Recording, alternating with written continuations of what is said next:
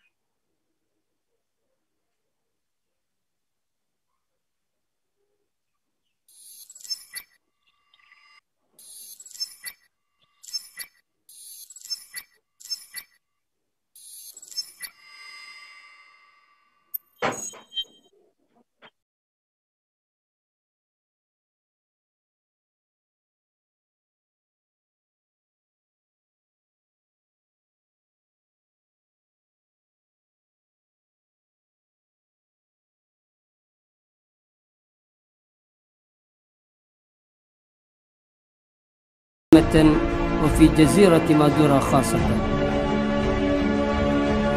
أهلا وسهلا ومرحبا بكم في رحاب معهد الأمين الإسلامي برندوان سمنة مادورا جاوا الشرقية. ويقع معهد الأمين الإسلامي في قرية برندوان دائرة براغان سمنة جزيرة مادورا بمحافظة جاوا الشرقية، والذي يبعد عن جسر سورا مادو ب130 كيلومترا. كان معهد الأمين الإسلامي برندوان أسسه الشيخ أحمد خطيب سنة 1877 على مصلى صغير معروف باسم جونكو. وفي العام 1930 قام الشيخ أحمد جوهري خطيب بتوسيع المعهد وبنائه للمرة الثانية على مساحة ضيقة، والذي يعرف فيما بعد بمعهد تيغال التابع لمعهد الأمين الإسلامي برندوان. وبعد فترة من بتوسعة المعهد وترقيته نحو الأمثل، وذلك في التاريخ 11 من يونيو سنة 1971 للميلاد. وكان معهد الأمين الإسلامي برندوان يقوم على أساس المصلحة للجميع، لا ينتمي إلى فئة أو حزب من الأحزاب الطائفية والسياسية.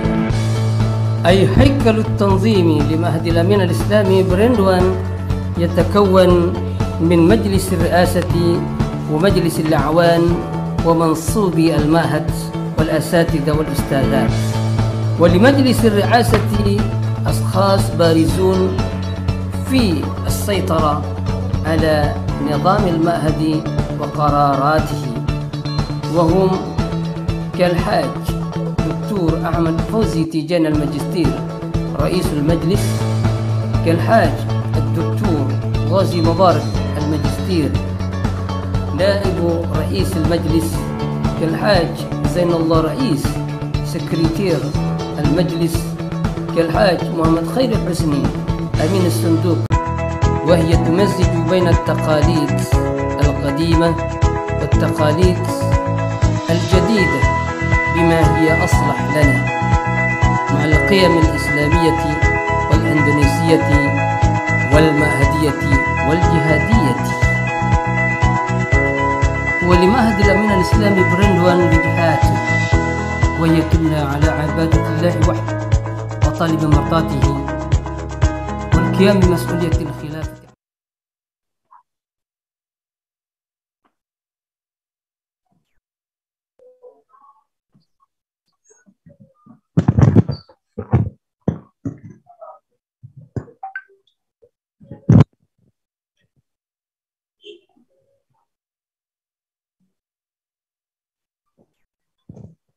طيب، هل صوتي مسموع؟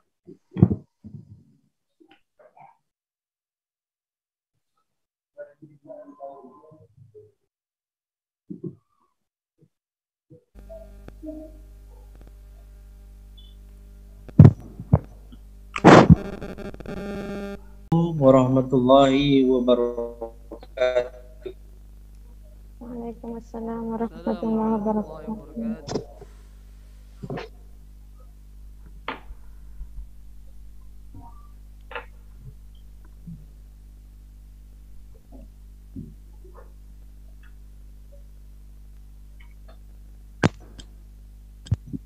هل صوتي مسموع؟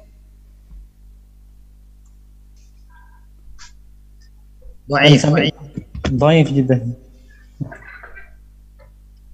مسموع جدا.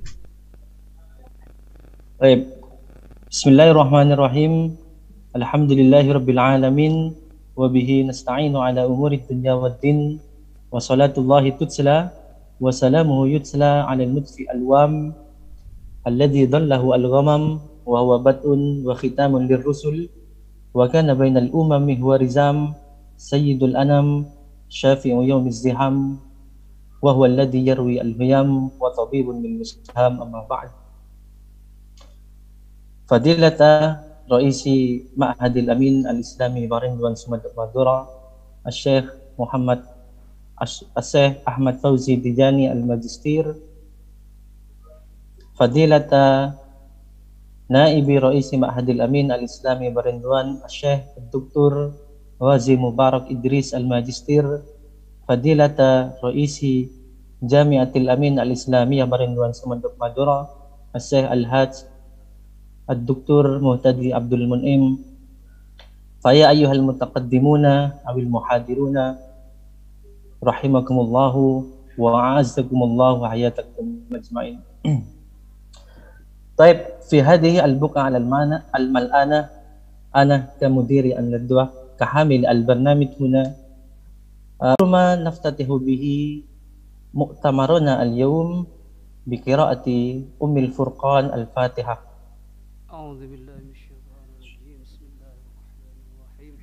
الحمد لله رب العالمين الرحمن الرحيم مالك يوم الدين نستعين الصراط المستقيم. ثم الذي يليه الكلمات التمهيدية التي سيقوم بها عميد كلية التربية بجامعة الأمين الإسلامية برندوان سمنة مادورة الشيخ الدكتور محمد فتاح، فليتفضل مشكورا.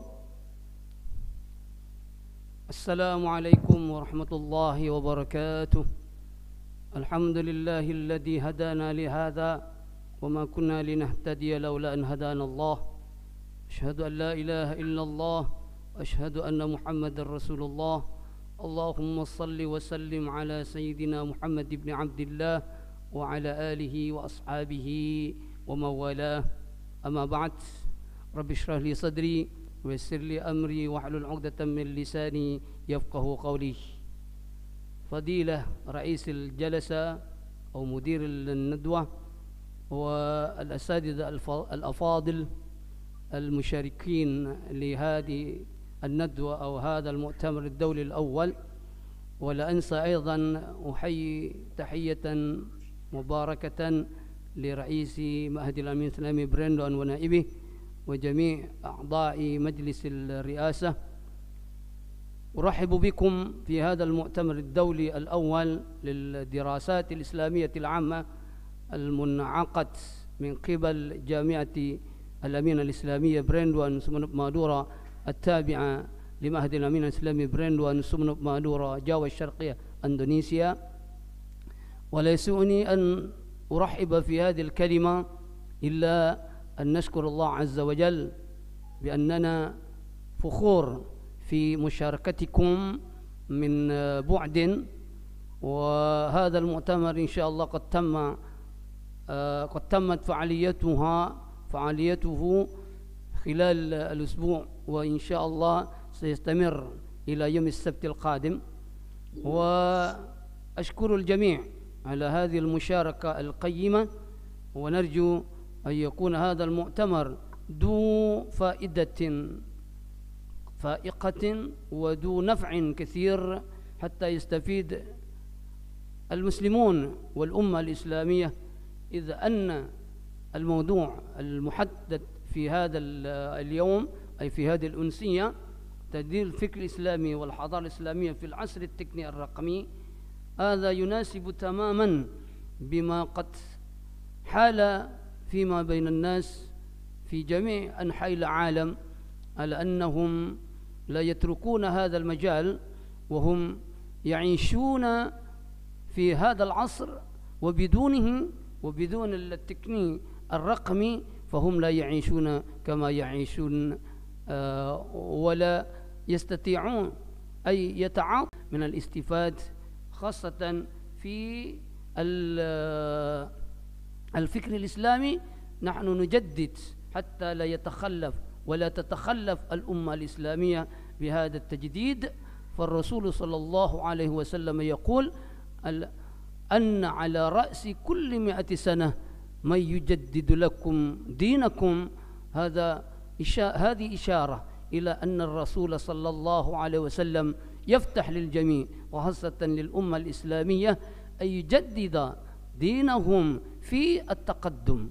ولذلك لا يسعون في هذا المؤتمر الدولي الأول المنعقد من قبل جامعة الأمين الإسلامية، وأيضا على ذكرى 70 عاما لمعهد الأمين الإسلامي برندوان الذي يؤسس منذ 1952 وحتى الآن كان عمره 70 عاما. فهذا الذكرى وهذا المؤتمر أيضا سيفيدنا كثيرا من العلوم والتجديد للفكر الإسلامي حتى تكون الأمة الإسلامية متقدمة مزدهرة، وأيضا لا يتخلفون عن الأمة الأخرى. فلا أنسى أن نشكر إلى المشاركين، ونحن أيضا فخورون بأن مشاركتكم الفعالة في هذا المؤتمر عسى أن يجعل الله تعالى ظهرا لكم، وأيضا يجعل جزاءكم في هذه الدنيا وفي الآخرة بقيامكم ومشاركتكم وبالنفع الكثير الذي ينتفع به الأمة الإسلامية. حتى لا ننسى أيضا بأن هذا المؤتمر إن شاء الله سيعقد سنويا بإذن الله تعالى، ونرجو أن يكون في المستقبل مؤتمرا ليس عن بعد بل إنما مؤتمرا مباشرا في هذا المعهد العريق وفي هذه الجامعة، إذ نحن نفكر دائما في التقدم وفي الأمة الإسلامية حتى نحصل إلى ما نحن في رغبتها. وهكذا كليماتي. وأيضا أنا باسم رئيس ونائب رئيس اللجنة التنفيذية لذكرى 70 عاما أرحب بكم في هذا المؤتمر، وأيضا أرجو أن تكونوا معنا في الأوقات القادمة. وهكذا ما أريد إلقاءه، والسلام عليكم ورحمة الله وبركاته. Waalaikumsalam warahmatullahi wabarakatuh. Syukran kathiran ya sayyidi ya shaykhi alladhi qad qaddama lana ayadiyahu at-tula li ilqa'i al-kulimat al-jadhabah al-jamilah wa kanat al-kalimah allati alqaha Syekh Muhammad Fatah kamathali al-lu'lu' alladhi tala'la'a wa yatala'la wa kana tala'luhu atyaba min tala'lu al-lu'lu' al-mutala'li wal mujal. ثم الذي يليه أفوض الأمر للأستاذة المحبوبة وهي فدا روهية أنها مدرسة في جامعة الأمين الإسلامية، والآن كانت طالبة في بلد أستراليا. طيب إياك الوقت. Bismillahirrahmanirrahim. Assalamualaikum warahmatullahi wabarakatuh. Waalaikumsalam. Thank you for the Mr. Chairman. Good day, everyone. Before we come to the main agenda, together we open our conference now. Better sitting al-basmalah. Bismillahirrahmanirrahim. Firstly, I would like to say honorable to Dr. Muhammad Fatah, and then respectable to the President of Indonesian Education Share to Care volunteer, Mr. Abdul Ghafur, distinguished participants, and our speaker from around the globe. All right, ladies and gentlemen, I am Fida Ruhia. It gives me a great pleasure to be your moderator again. And also come with me, our sister Uswatun Hasanah, and our brother from Self to Care, Abdul Wafi, to be the host during this conference. Then, before we come further to our main agenda, I will give you a brainstorming about our topic today, the future Islam in the digital era. It's an interesting topic, right? And from the second day of conference, from the previous one, I caught some interesting idea about digitalization. It's about how digitalization is implemented in the educational sectors. And I got summarized from our doctor, from our previous speaker, Dr. Muhammad Yassin. He mentioned that there are some advantages in transforming the Islamic education into the digital learning.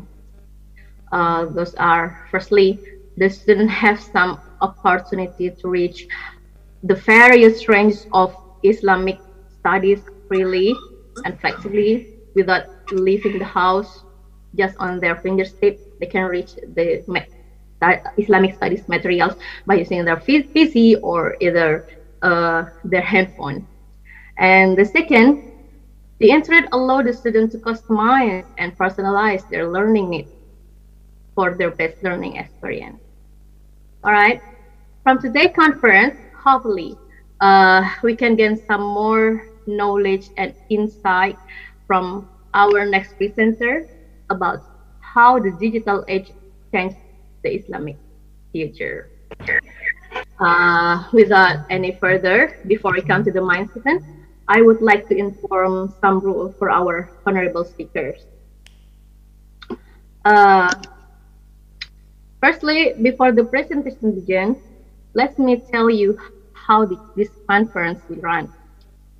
For the speaker, the speaker will present the material for only about 15 minutes. I will give you a reminder if your time is run out. Everything that you want to ask in the chat box below, and I will keep an eye on it. All right, to shorten the time, our first presenter, I will welcome our professor from UIN Malang, Indonesia, Professor Dr. Abdul Hamid. He is a professor from Islamic University Malang. He is lecturer of Arabic language. And our sister Uswa Hasana will help me with that after this. And then both of his doctoral and master degree was completed at Islamic University. Okay, then allow me to welcome Professor Dr. Abdul Hamid to present the material. The stage is yours. Give a big applause.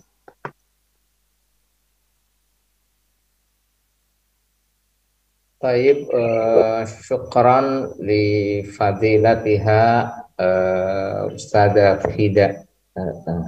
Bismillahirrahmanirrahim. Assalamualaikum warahmatullahi wabarakatuh. Alhamdulillah wassalatu wassalamu ala rasulillah la haula wa la quwata illa billah amma ba'du. Alhamdulillah fi hadhihi al-fursah as-sa'idah astati an ahdur fi hadhihi an-nadwa al-ilmiyah ad-dawliyah fa ashkur awalan li rais jami'ah Al-Amien Prenduan wa aidan jami' al-lajnah wa akhussu bidzikri aidan al-mutakallimin al-bahisin fi hadhihi an-nadwah al-qayyimah. Fa ana bisifati awalan mudir markazil lughat bi Jami'ah Maulana Malik Ibrahim Al-Islamiyah Al-Hukumiyah Malang wa min fadlik samihuni an anshur al-bahas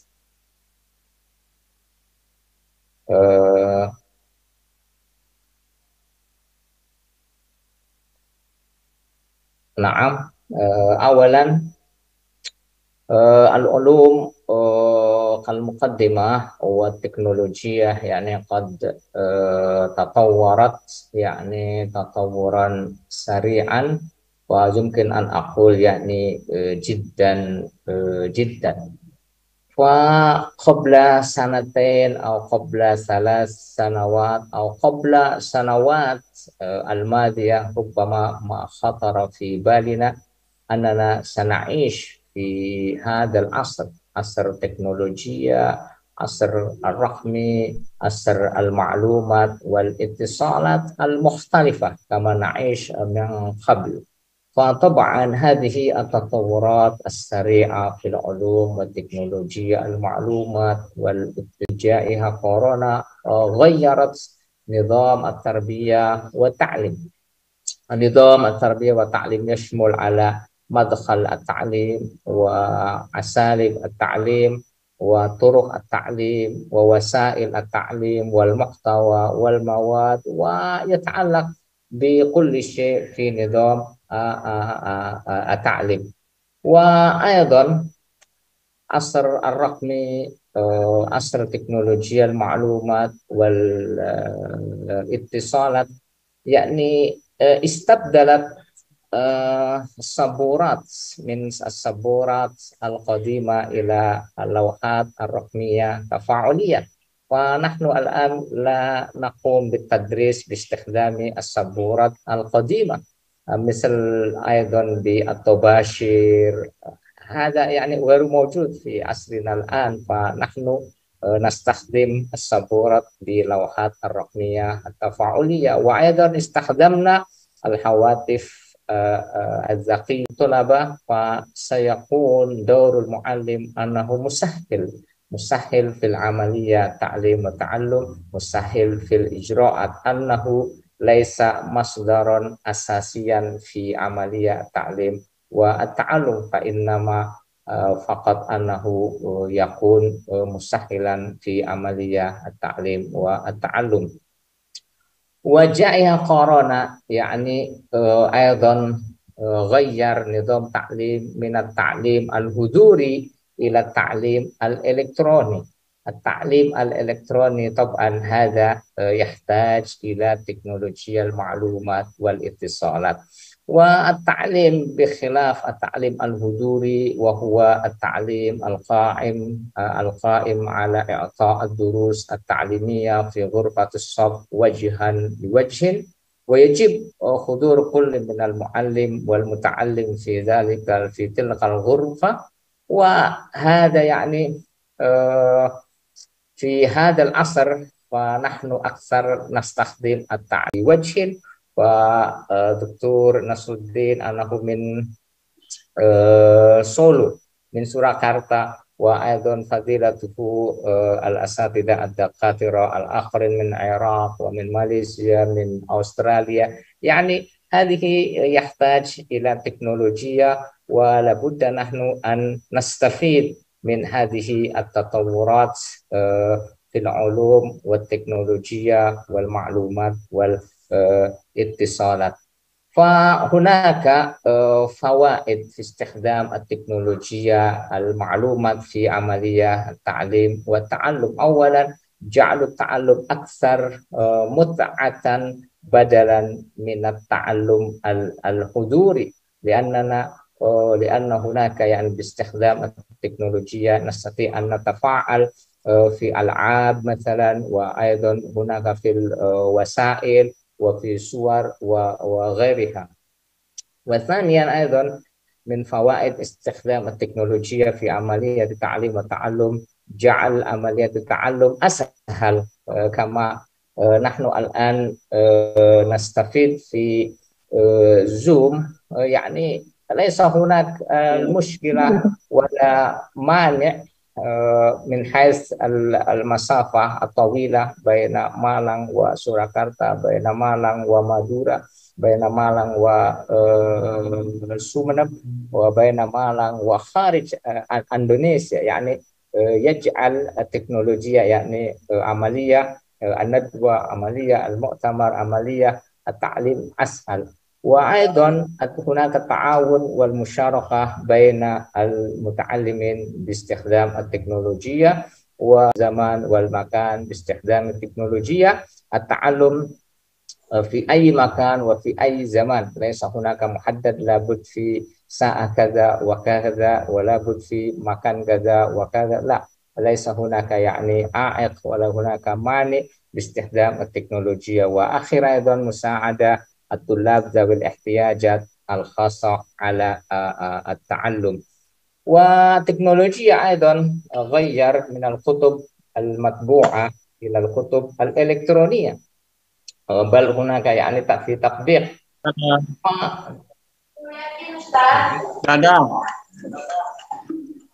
طيب. فقبل يعني سنوات 5 سنوات أو 10 سنوات الماضية، فنحن يحتاج إلى المخزنة، لأن الكتب يعني لابد أن تكون كتب مطبوعة، وهذا يحتاج إلى المكان. وأيضا أما الآن يعني الكتب إلكترونية فقط في الجوال، فقط في الحاسوب، فقط في المحمول. هناك آلاف وقد يعني ملايين ومليارات الكتب. لا نحتاج إلى المكان، وأين ومتى نحتاج نستطيع أن نكتبها في أي مكان وفي أي زمان. وهذا يعني من فوائد استخدام التكنولوجيا. والأساتذة الأفاضل، الدكاترة والحضور الكرام، إن أسلوب تعليم وتعلم باستخدام التكنولوجيا وفي جائحة كورونا هناك يعني المعروف بالتعلم عن بعد، ونحن في Indonesia نقول PJJ، pembelajaran jarak jauh. والتعلم عن بعد هذا ما خطر في بالنا قبل جائحة كورونا. هذا يعني مسألة مهمة، لأن التعلم عن بعد يحتاج إلى خبير في تعليم اللغة العربية. هل مؤسسات أو مراكز تعليم اللغة العربية استجابت هذه التطورات في التكنولوجيا والمعلومات والاتصالات؟ يعني هناك مؤسسات استجابت يعني استجابا جيدا، ولكن هناك مراكز ومؤسسات يعني كأنه ما زال ما كأنها يعني ما زالت تعيش قبل جائحة كورونا، كأنها تعيش يعني في الزمان القديم، ليس في العصر الرقمي. وهذا طبعا يعني تحديات للمهتمين والخبراء في تعليم اللغة العربية، وأخص بالذكر في إندونيسيا. وهناك محاولات والجهود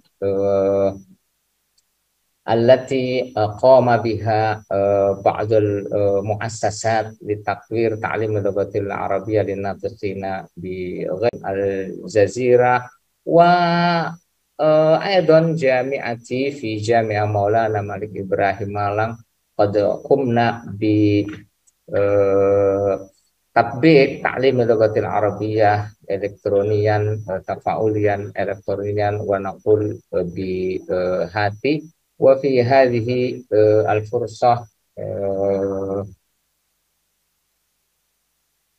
السعيدة أريد أن أريكم بتطبيق هاتي. هاتي هذا حياة العربية تفاعليا إلكترونيا، ويعتمد هذا البرنامج التعليمي الإلكتروني على نظرية التعلم البنائية، حيث تنظر إلى عملية تعلم كعملية نشطة بناءة، وتدفع الطلبة أن يتفاعلوا على نحو نشط وفعال مع البيئة، وتركز على بناء التعلم ذي المعنى، وتنظر إلى أن المعرفة القبلية للمتعلم أساس لبناء التعلم، فالخبرة هي المحور الرئيسي لمعرفة الطلبة. ويهدف البرنامج الإلكتروني إلى إكساب الطلبة القدرة على الاتصال الواقعي في اللغة العربية ممتعة، بحيث يتمكن الطلبة من التفاعل مع البرنامج بسهولة، لأن فيه مواد وتدريبات متنوعة تعرض على شكل المواد الصوتية والبصرية والفيديوهات الجذابة.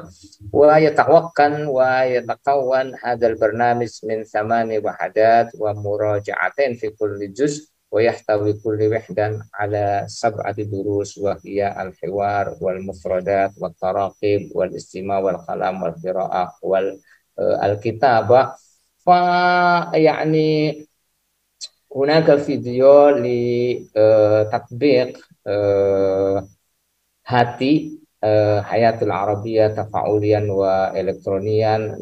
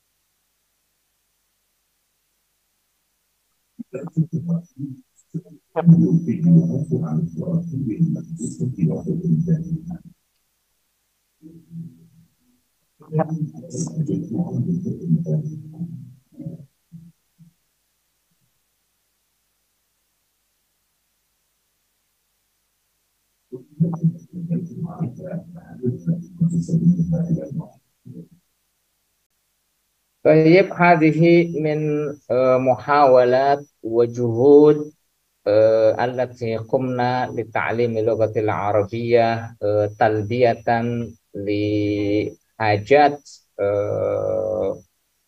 الطلبة وحاجات تطورات في التكنولوجيا وفي المعلومات وفي الاتصالات، وأتمنى أن يكون هذا التطبيق يعني مفيدا ونافعا للعباد والبلاد، وبالخصوص لمن يريد أن يدرس اللغة العربية لغة القرآن الكريم.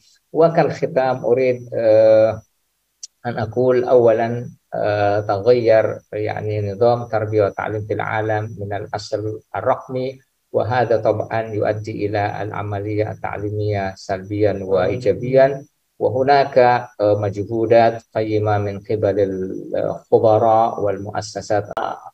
أقول لكم وأيضا وأشكر لمديرة الندوة فضيلتها فيدا، وأيضا أشكر للأفاضل الأساتذة الدكاترة المتكلمين والباحثين، وأقول لكم شكرا كثيرا والسلام عليكم ورحمة الله وبركاته. Waalaikumsalam warahmatullahi wabarakatuh. Masya Allah, syukran kathiran Ustaz ala al-mawdu jadzab wa al-juhud al-jayyid wa nafi insyaallah.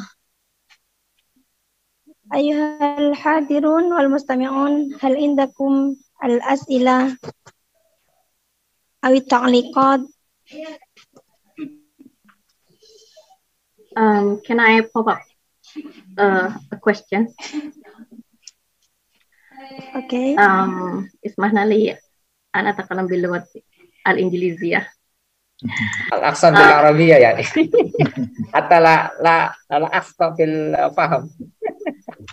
I'm sorry because talking in Arabic I have to think harder. Okay, maybe our sister Ustaz Hasana, could you translate for me? For me. Okay, before this interesting topic, and in your material, you told that there are some advantages about digital learning and using the ebooks.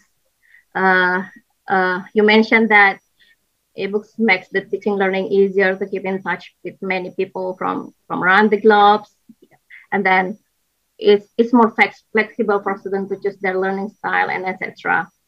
However, with all of the advantages you have mentioned earlier, in my own experience, I found some obstacles with that.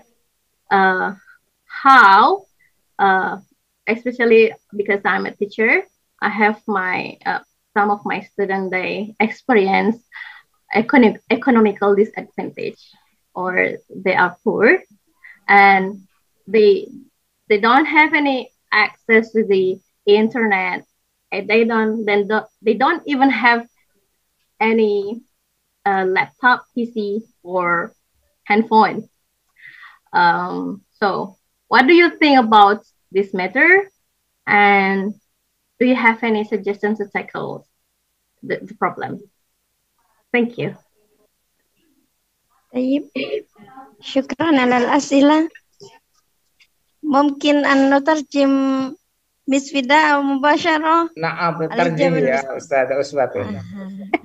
حتى لا أخطأ لا في الحقيقة أستاذ عبد الحميد هذا يفهم جيدا، ولكنه تيقنت على ذلك يا دكتور، تيقنت أنه ما شاء الله لكن في تواضع. طيب على كل حال أترجم ربما الأسئلة من مسفدة أنه قال من المزايا الموجودة في التعليم الإلكتروني هناك النقصان والمشاكل المواجهة بها كالمدرسة. ممكن أن ليس للتلميذات هناك ربما الحاسوب، الجوال أو إنترنت ربما ضعيفة في القرى هكذا.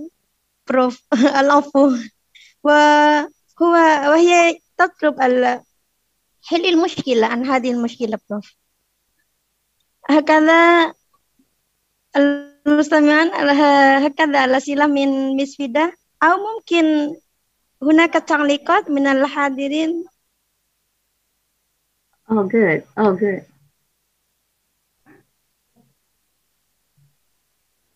نعم.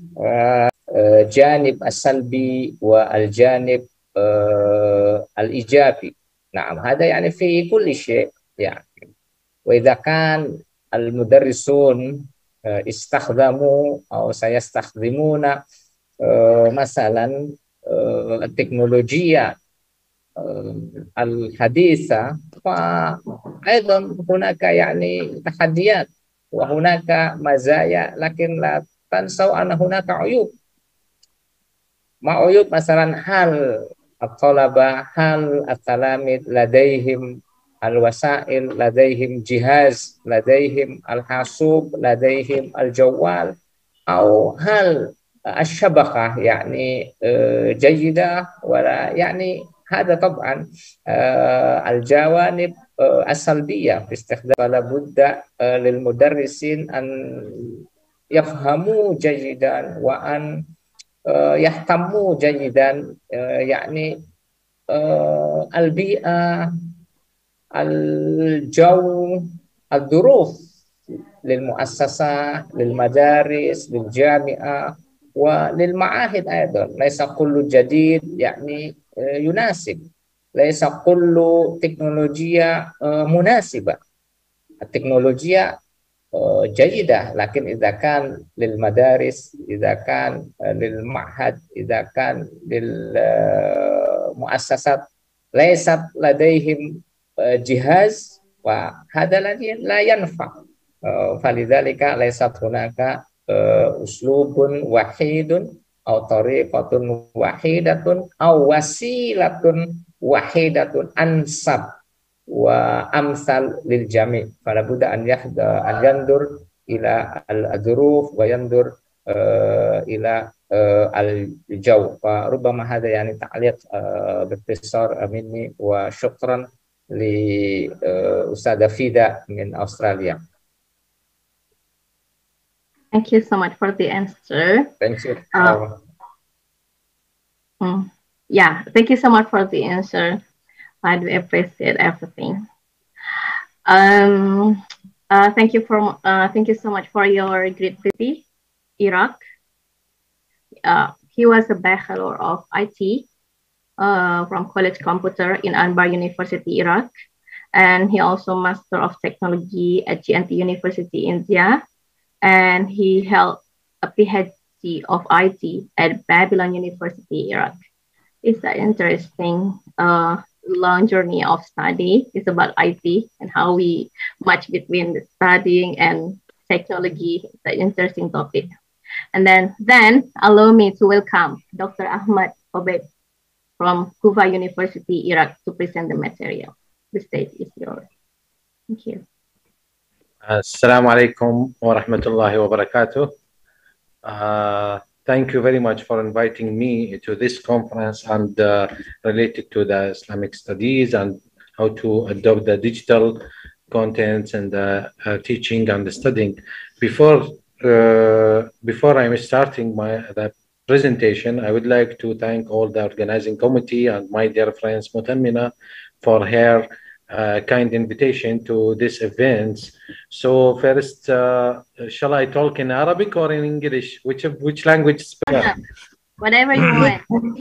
Between Arabic and English. Yeah. Okay, I will talk in both. Thank you very much. And let me go to graduate Dr. Muhammad Abdul Hamid, because he's excellent, and the talk in Arabic is very excellent. All of us, we know the Arabic language is the most difficult language in the world, after maybe the Chinese or Japanese language, because it's difficult to learn because of the symbols and the pronouns and anything.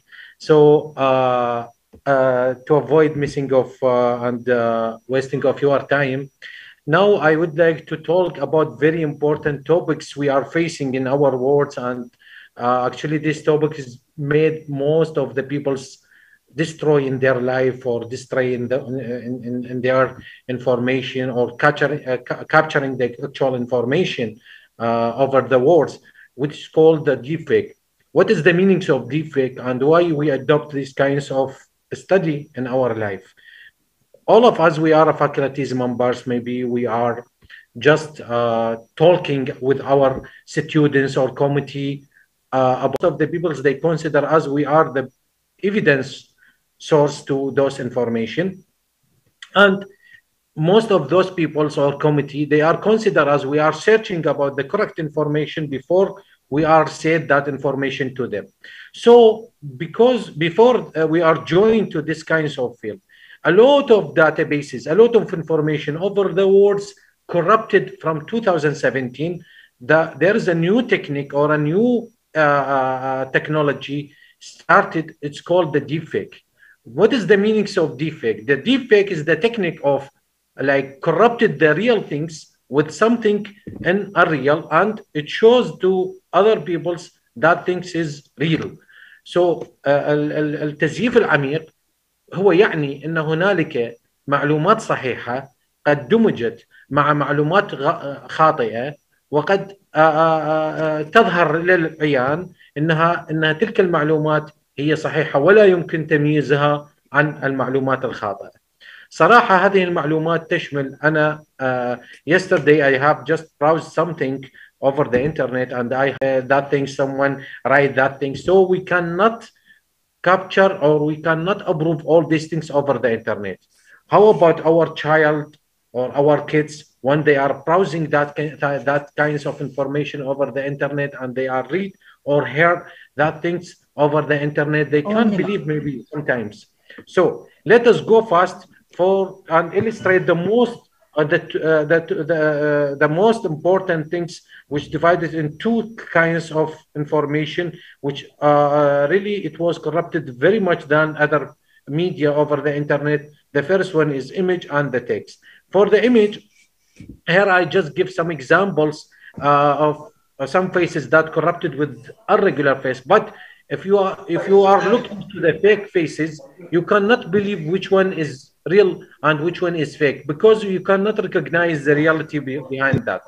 Maybe that things happen to some our faces or some leaders or some famous someone, maybe they are using our information and they are like manipulate this information with some other faces. Here we cannot recognize which one is fake and which one is real. I just show you because I just select the famous one, the artist over the words, Tommy Cruise, to just recognize how the deepfake technology is working over the faces. Maybe if I give you some other face, you cannot recognize, but this actually, this actor you already seen in the movies or some advertise over the social media. But after you are checking the quality of the deepfake, you cannot recognize which one is fake and which one is real.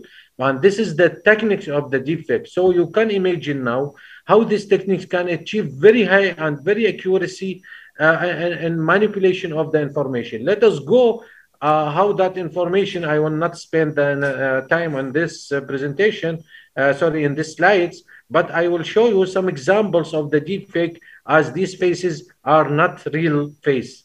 So when you are looking to these faces, you cannot believe which one is real and which one is fake. Why? Because you cannot expect what these guys actually work and how the activity can be achieved in our life. So I'm just showing to you some other information also related to these faces. So here you cannot recognize which face is real. Maybe I give you some faces over the education or give you some information. I'm just select some faces, but all of these faces are fake. All these faces, it is not a real face. Means it was generated from the learning technology. So let us go for another kinds of deepfake here. You are watching a lot of news over the wars. Some news related to our history, some our studies, our culture. everything, and health and everything. So you cannot believe, you cannot also recognize if that news it was correct or not. So you have to search about the reality with like a massive internet connections, a massive sources over the internet، مع كثير من مصادر الانترنت الموجودة والمتاحة للوصول بشكل مجاني. You cannot find the actual, or you cannot find the right information in easy way.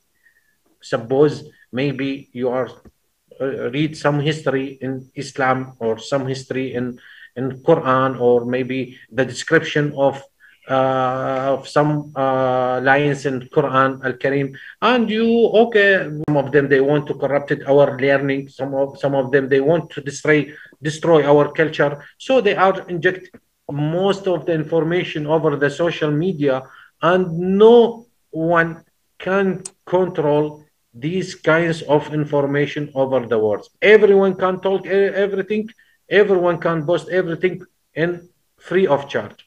No one will control that person. So let us go for some other news. When through the COVID-19 also, so many news also, it was destroy some countries because of that news. It was fake. We are just capturing some news, it's fake, talking about some countries, and later we are discover these news are fake news. There is nothing in that country. So we are watching a lot of things of capturing the wrong information. So how that techniques it takes sometimes to learn. I will talk about this, how that companies they are using our faces, or they are using our information to learn these algorithms to generate a wrong information. Here I'm just give statistics for the fraud or the fake information over the words. Someone maybe expect that the investment fraud actually lead the peoples over the world to lose more than $1,455 million because of the fake investment frauds and online payments frauds. All these things are fake or defect techniques or methods that are used by some other not approved committee to steal the amount from people. Maybe you are said about yourself, okay, I am a one statistic also related to countries. You can know how much your country it will losing through the fake techniques. So here just we are go to the some other information that lose from emails. If we are looking the phishing emails, it is very simple things. You can expect that $44 million per year the loss of the peoples who are using the emails. How about the other things? There is a lot of statistics related to that things. All these techniques is called deepfake techniques. Why?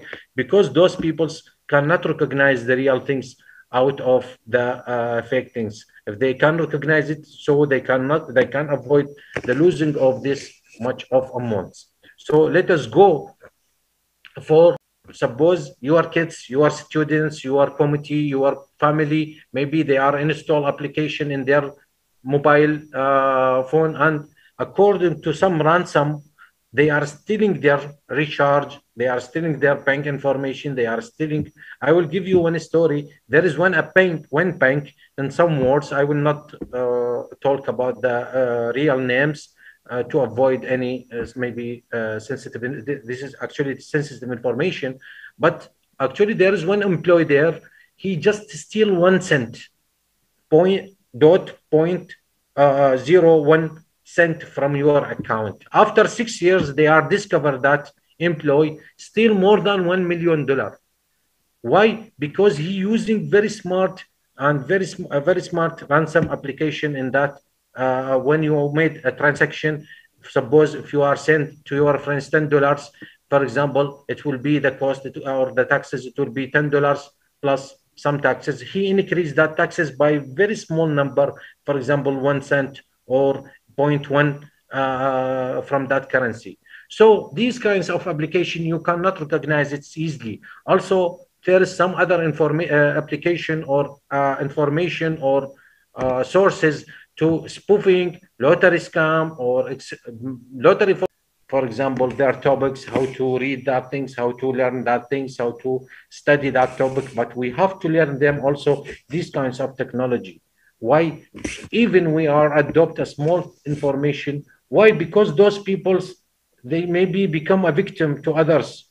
Maybe they are saying some money, even that money it was tiny, but that money it was for maybe a fraud peoples. So if we are looking to our committee, so maybe our committee will lose millions of dollars through the year because we are not knowing the stories of other peoples. Anyway, this actually the deepfake techniques, it was got very much interest from very high agencies in USA, like the DARPA. Sorry, and this one later. Okay, the DARPA or the DARPA like agency over in USA and some other high agencies over the USA, because they cannot recognize what are the real information through the last competition in their ministries. So here we are just find some other application using our phones here, face-to-face, deepfake, face swap, neural texture, all these application. Actually, we can't download it in our phones and just swap our faces or maybe doing some funny things. So please be careful, because this application, it's use your face to learn the algorithms about to take a lot of some time. So I have this topic will give a small information about the deepfake techniques. Thank you very much for listening. If there is any news, please let me know, or any question. Thank you so much for your presentation. It's so informative. Because before this, I have never heard all the thing about it. It is something new for me. You must really good in coding and something like that, you know. Okay, audience, is there anyone want to pop up some questions? If there is no one, I have a question. It's such interesting. Yes, please. Can I?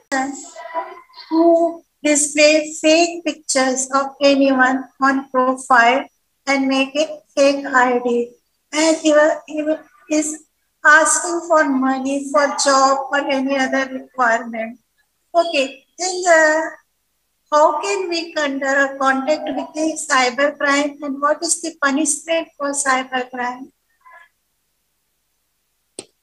Actually, for the people who are using deepfakes or they are using these kinds of techniques, we cannot control them. Even we are compliant to our government or the or that government. There is no court related to the fraud techniques that using from those peoples. Why? Because those peoples, there is no rules established in the wars that can't control them. So we have to just protect ourselves. We don't have anything else than protect ourselves and not sharing our sensitive information with them. Yeah, I cannot control the peoples there. I cannot. Even I compliant in their government, they cannot do anything to them. If any idea, how can we identify this is real? It comes from more than 25 techniques. If we can recognize one, we cannot recognize the others. So for that reason, the researchers and the scholars working to make a defense of these techniques. But we can maybe recognize or take the opportunity to recognize a few of them till the current time, because these techniques established in 2017. Most of the researchers working to know or to restrict these kinds of techniques, and it takes some time to maybe establish a new technology to recognize the fake things. Yeah. Okay. Thank you, sir. It's enough. Okay. My question is similar to the previous questions. I just want to know how do we to recognize whether it is fraud, whether it is fake, deep fake, or whether it is the cyber crime, because we find it everywhere in our handphone. Even a friend of mine, he lost his money from his bank account without anything, without any, and he just tried to complain to the bank, and the banks just like, yeah, it's just your fault. It's because I think it's because the online shopping and something like that. Yeah. Yes, yes. Many application. We have to take our attention, or to be careful before downloading or using that application. It's just like robbing from our bank accounts, our credit card. Exactly. Yeah. Okay, thank you so much for your money. But they put the profile pics of higher dignitaries. I can't say their names, but they put the higher authority of UNO. And he was asking since last 2 months, send $5,000. You have appointed for United Nations ambassador, but he can't come onto the video. He can't come onto the phone. Hiddenly, he's asking. Yeah, because those people may text you, but they comes on the phone by using malware application. Malware means for transaction, for games, for something, so they can hacking your information and maybe steal your photos, and they are request some money to avoid names. He never comes onto the video or the call, and he never send his particular account number. He's sending others cryptography digital form. Yeah, we cannot expect all these things, but we have to search about that things. Yes, because but I am just focused on. How can we identify who is that people? Yeah, some of them we can, but others we cannot. It's a kind of cyber crime. This is, of course, this is a kind of cyber crime. This is scamming. But how can I identify ourselves? Who is this? Is any idea about general person can identify? There is one website called the deepfake techniques. We have to check everything. Yes, when I want to check, he blocked his profile also and said the profile is only for higher authorities. Yes. I'm still a IT professor, so I want to catch him. That's why I feeded him. But I'm sorry, everyone. We need to cut up the time because the time is running. We have other presenters to present. She was a Bachelor of Computer Science. Well, it's so interesting. It's still about IT and technology. And she holds a PhD from Lyndon State College. And he also a certified trainer from Diploma Middle East Center in Thinking Skills. Interesting. And he holds the first place in the Middle East in programming, educational games. Wow, educational games. It's really my stuff. I love it. And then she won Creativity Prize for Sabah Al-Ahmad. And then she holds the Order of Changemaker at the level of the Arab world. And she won the International Woman Achiever Award. And so on and so forth. I'm so happy to be with you today. And this is an interesting and important topic. For Islamic is the theme of the conference. I will share my presentation. If it's visible now, is my presentation visible now? Yeah. Okay. My presentation, depending on the topic or the theme of the conference, is the review of Islamic. Okay, sorry. Area depending or Islamic or connected with Islamic civilization. First, what opportunities does that Muslim have to explore new media, especially the internet, to preach popularizing Islam and response to stereotype, distortion, information, and many progressive camping have Muslim employed the possibilities and means provided by the new media to separate Islamic culture.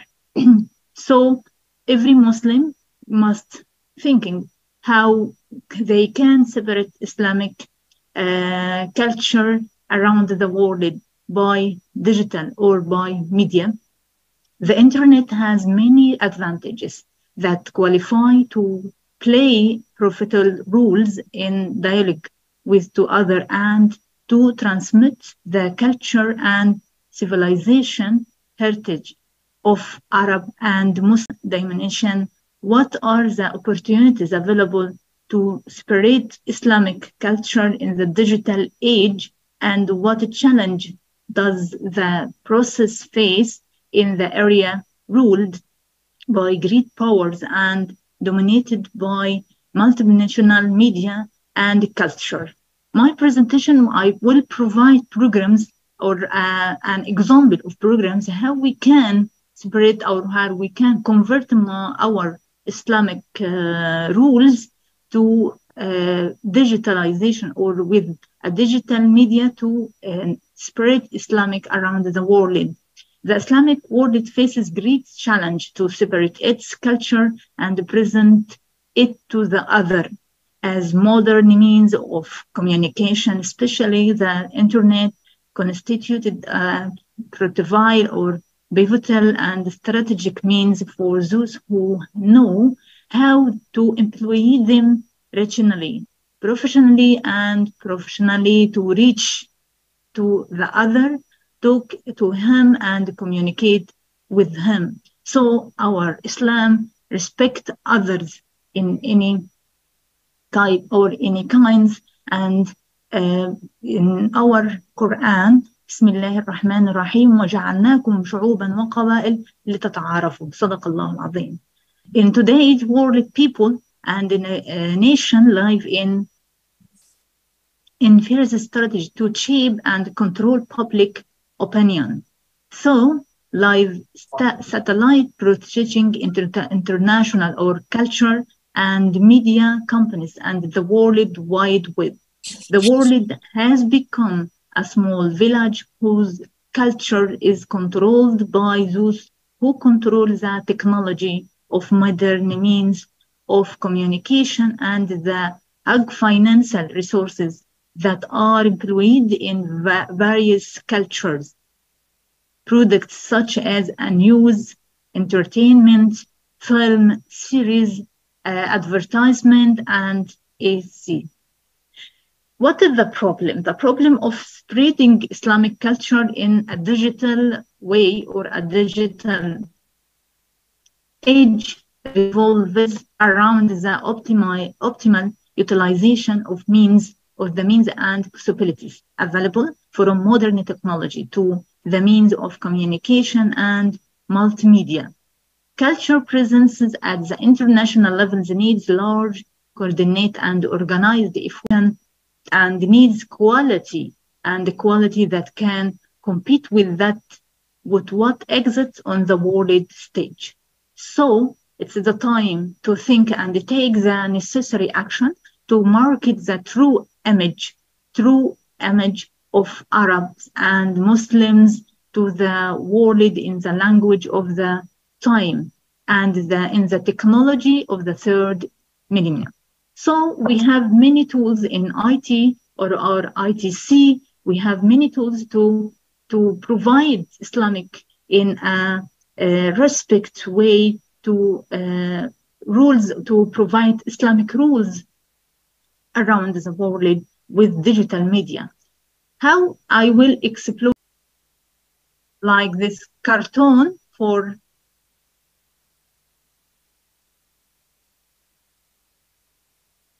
and like this presentation.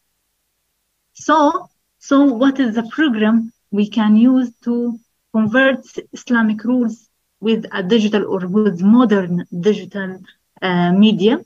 I will present for you a very, very simple and very useful platform or program to Cartoon Maker.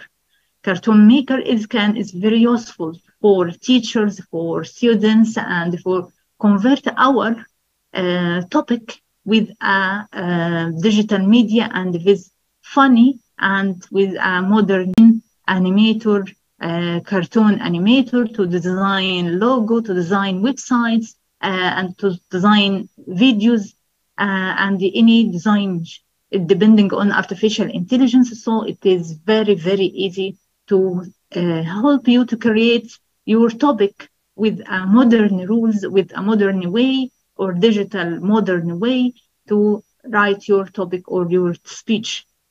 So this is after we create our account and we can choose a language. This is a mini language. We can choose it or like English if we want. So this platform,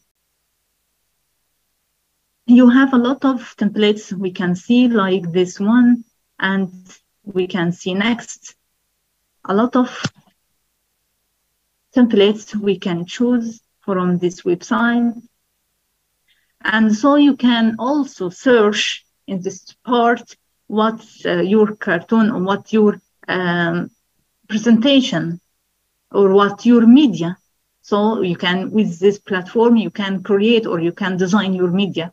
So graphic, animation, graphic, infographics and videos and platform or websites and so on. So we can like this one or we can template this topic artificial intelligence script to video. This help you, artificial intelligence help you to convert your topic to a video. They can take a theme for your video and so on. Say, or for example, I will take this one. Okay, very, very easy. Now you can select it from these examples, a lot of templates. You can select one depending on your topic. So I will take this example, and it also artificial intelligence help you to type your story. After you type your story or you type your talk, it converted it a video with very, very easy way. And you can start from scratch. Also, it won't the implementation. I wanted to practices the program. I will take this template, and so you can edit, you can delete, you can add this template. Now you can write, double click, you can write, add text,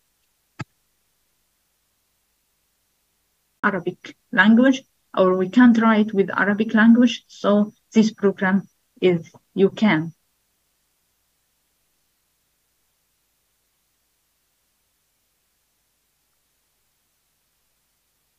Also, you can select font and the type font, but it is in.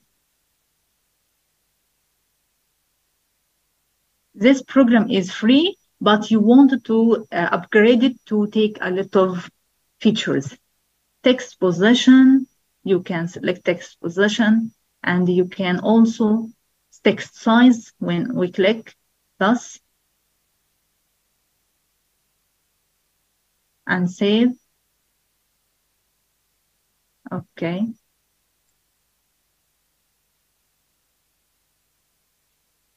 After we can see type. Matching scene, we can also see matching scene for this type, like text help. We can see the animation of the text, like this one, to change in your slides or in presentation, like this one. This is the first slide, the next slide, and also you can take this one, like this one. You can also edit the text, write the text and write the font size also. If you want to delete this one, you can also delete this slide from your presentation. You can also delete this slide from presentation. You can also add another slide. So put this in add. Okay, this is presentation, like this one. And also there's a categories for cooperator, male or female, coordinate, background animation, and the healthcare.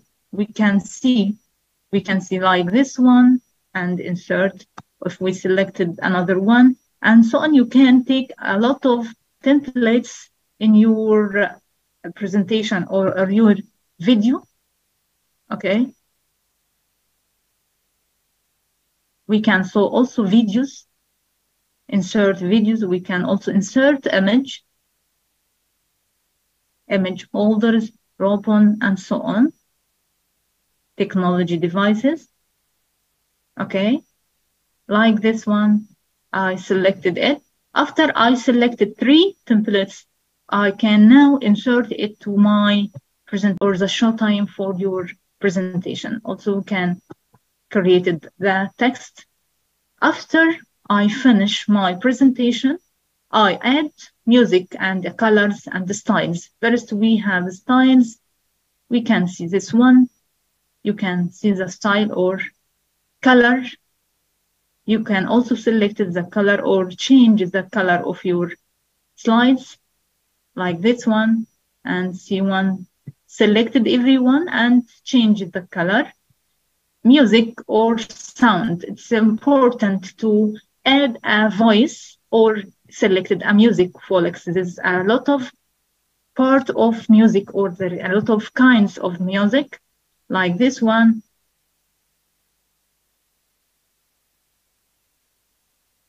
We can also reduce or increase the volume of music or background music, like from this. Pardon me, gently reminder, the time is up. Okay. After recording or after adding, you can edit a scene after that, and so on. Music from this one, add a voice. Okay. Now you can voice over, you can record your voice. And after I finish my presentation or my edition, also text to speech. Text to speech, it is a very, very helpful to you to write text or to convert your text to a sound or speech. Now you can upload sound from your computer, or you can record. You can record your sound if you record and read and so on, and start to record your voice, or upload a voice from your computer or your Google Drive or Dropbox. After finishing adding a voice, now we can preview my presentation, proceed anyway. So you can, because I selected Premiere Scene, now it is loading, preparing media. I will show the presentation after design and how we can save it. But it take a few time.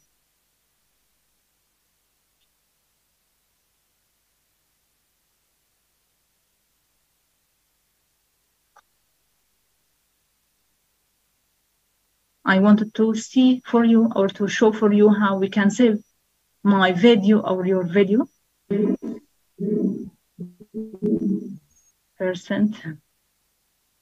It's very, very easy. It's very funny and very, so we can, a lot of templates, very useful for your culture, for your topic, to present your message the video. Maybe the audience wants to ask some questions regarding to the program. Yes, and any question? Interesting programs. Is there any question about that, everyone?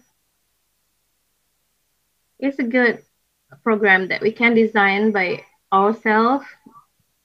Yeah. It's interesting for the children that are use some cartoon and artificial intelligence.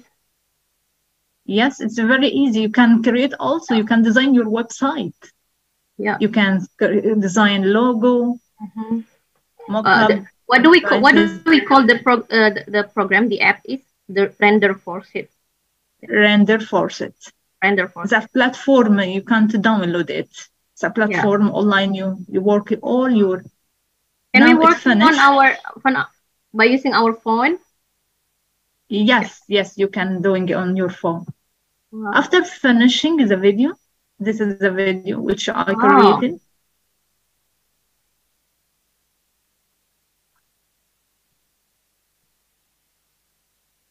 You can change the topic. You can edit if you want to edit again or to remove or insert another one. You can edit. When we want to remove my watermark, we must upgrade it and say, okay. After that, how we can save the video? Right click and say write story this party. You can write the topic or write the rules, and the artificial intelligence convert your topic to a video. Yeah. And also the design, you can write your topic, or if you wanted to design a logo, also nature, gaming, and so on. You can also you can write a topic and artificial intelligence create your design. This is artificial intelligence now inserted in all programs to make it smart and not work hard. To help us reduce our time. I'm so happy to be with you today. I hope my program is be useful for you, and thank you very much. Thank you. Yeah, thank you very much for your time. Thank you. If anyone needs your help or want to ask something, is there any contact person or anything?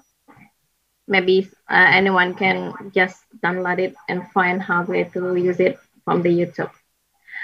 Okay, the next presenter, we welcome our friend here. Pardon me. Muhammad Nurholis from Indonesia. The time is yours. Are you ready, sir? Inshallah. In Arabic or in English? Inshallah نقول باللغة العربية. We have a friend here. Our sister Uswatun Hasana is ready for you to be your host today. نعم شكرا. Yeah. The time is yours. نعم. السلام عليكم ورحمة الله وبركاته. نشكر شكرا جزيلا إلى رئيسة الجلسة وإلى جميع اللجنة لهذه الندوة الافتراضية تحت الموضوع تصميم تطبيق تعليمي اللغة العربية المؤسس بنموذج التعليم المقلوب. يعني أصلا يعني أراد الدكتور محمد نصر الدين أن يشرح هذه النظرية هذه المفهوم عن تعليم المقلوب، ولكن تعذر بحضور هذه الساعة لأن أراد أن يذهب إلى المحطة. نعم. أولا لماذا أخذت هذا الموضوع؟ أي أخذت هذه المشكلة كموضوعي أنا لأن هناك أسباب. يعني الأسباب الذي جعلني اختيار هذا الموضوع. أولا يعني رأونا أي نرى في بعض المقالة العلمية، يعني في من في رسالة العلمية هناك أولا يعني وجدنا أن هناك المشكلة أن كثير من الطلبة، يعني الطلبة في إندونيسيا رأوا أن تعلم اللغة العربية صعبة. يعني كثير من الطلبة رأوا ظنوا أن تعلم اللغة العربية صعبة. ثم وكتب أيضا في هذه المقالة العلمية التي كتبت فوزية وأصدقائه أن طريقة تعليم اللغة العربية المستخدمة يعني غير متنوعة. ثم أيضا هناك تكتب في هذه المقالة أيضا هناك انخفاض رتبة الطلبة في تعلم اللغة العربية، يعني في أحد المقالة العلمية. ثم ثانيا في المقالة الأخرى يقال أيضا أن يعني كتب في مقالة رضوها أن دوافع الطلبة في تعلم اللغة العربية منخفضة لقلة استخدام التكنولوجيا في إجراء التعليم. يعني قيلت في هذه المقالة، يعني في مقالة التي كتبت رضوها. وهناك أيضا ما يقول في مقالته أن المعلم لا يقدر المعلم تعليم اللغة العربية شموليا والطلبة يشعرون بالملل في تعلم اللغة العربية. يعني كثير المشكلة الموجودة لدي طلاب أي لدي دارسين العربية في إندونيسيا. ثم في سنة 2000 أي في بداية 2000 وتطور تكنولوجيا التعليم، لأن التعليم لابد أن يكون عبر الإنترنت، لأن التعليم بسبب جائحة كوفيد لابد أن يكون عبر الإنترنت. فبذلك بحاجة إلى تنمية التكنولوجيا تعليم اللغة العربية، يعني يقال نفوس وأصدقائه في مقالته. وهذه هي الأسباب التي لابد علينا علاجها في مشكلة تعليم اللغة العربية. ثم بهذه المشكلة يعني وجدنا أن هناك كثير من الباحثين في تعليم اللغة العربية أي يبحث حلولها، أي يبحث علاجها. يعني أولا هناك ما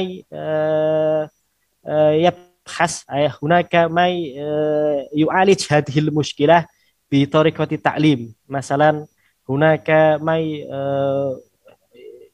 يعمل تجربة طريقة مباشرة. مثلا هناك أيضا ما يستخدم طريقة تعليم المقلوب، وهناك أيضا ما يستخدم طريقة السقوط في تعليم اللغة العربية لعلاج هذه المشكلة.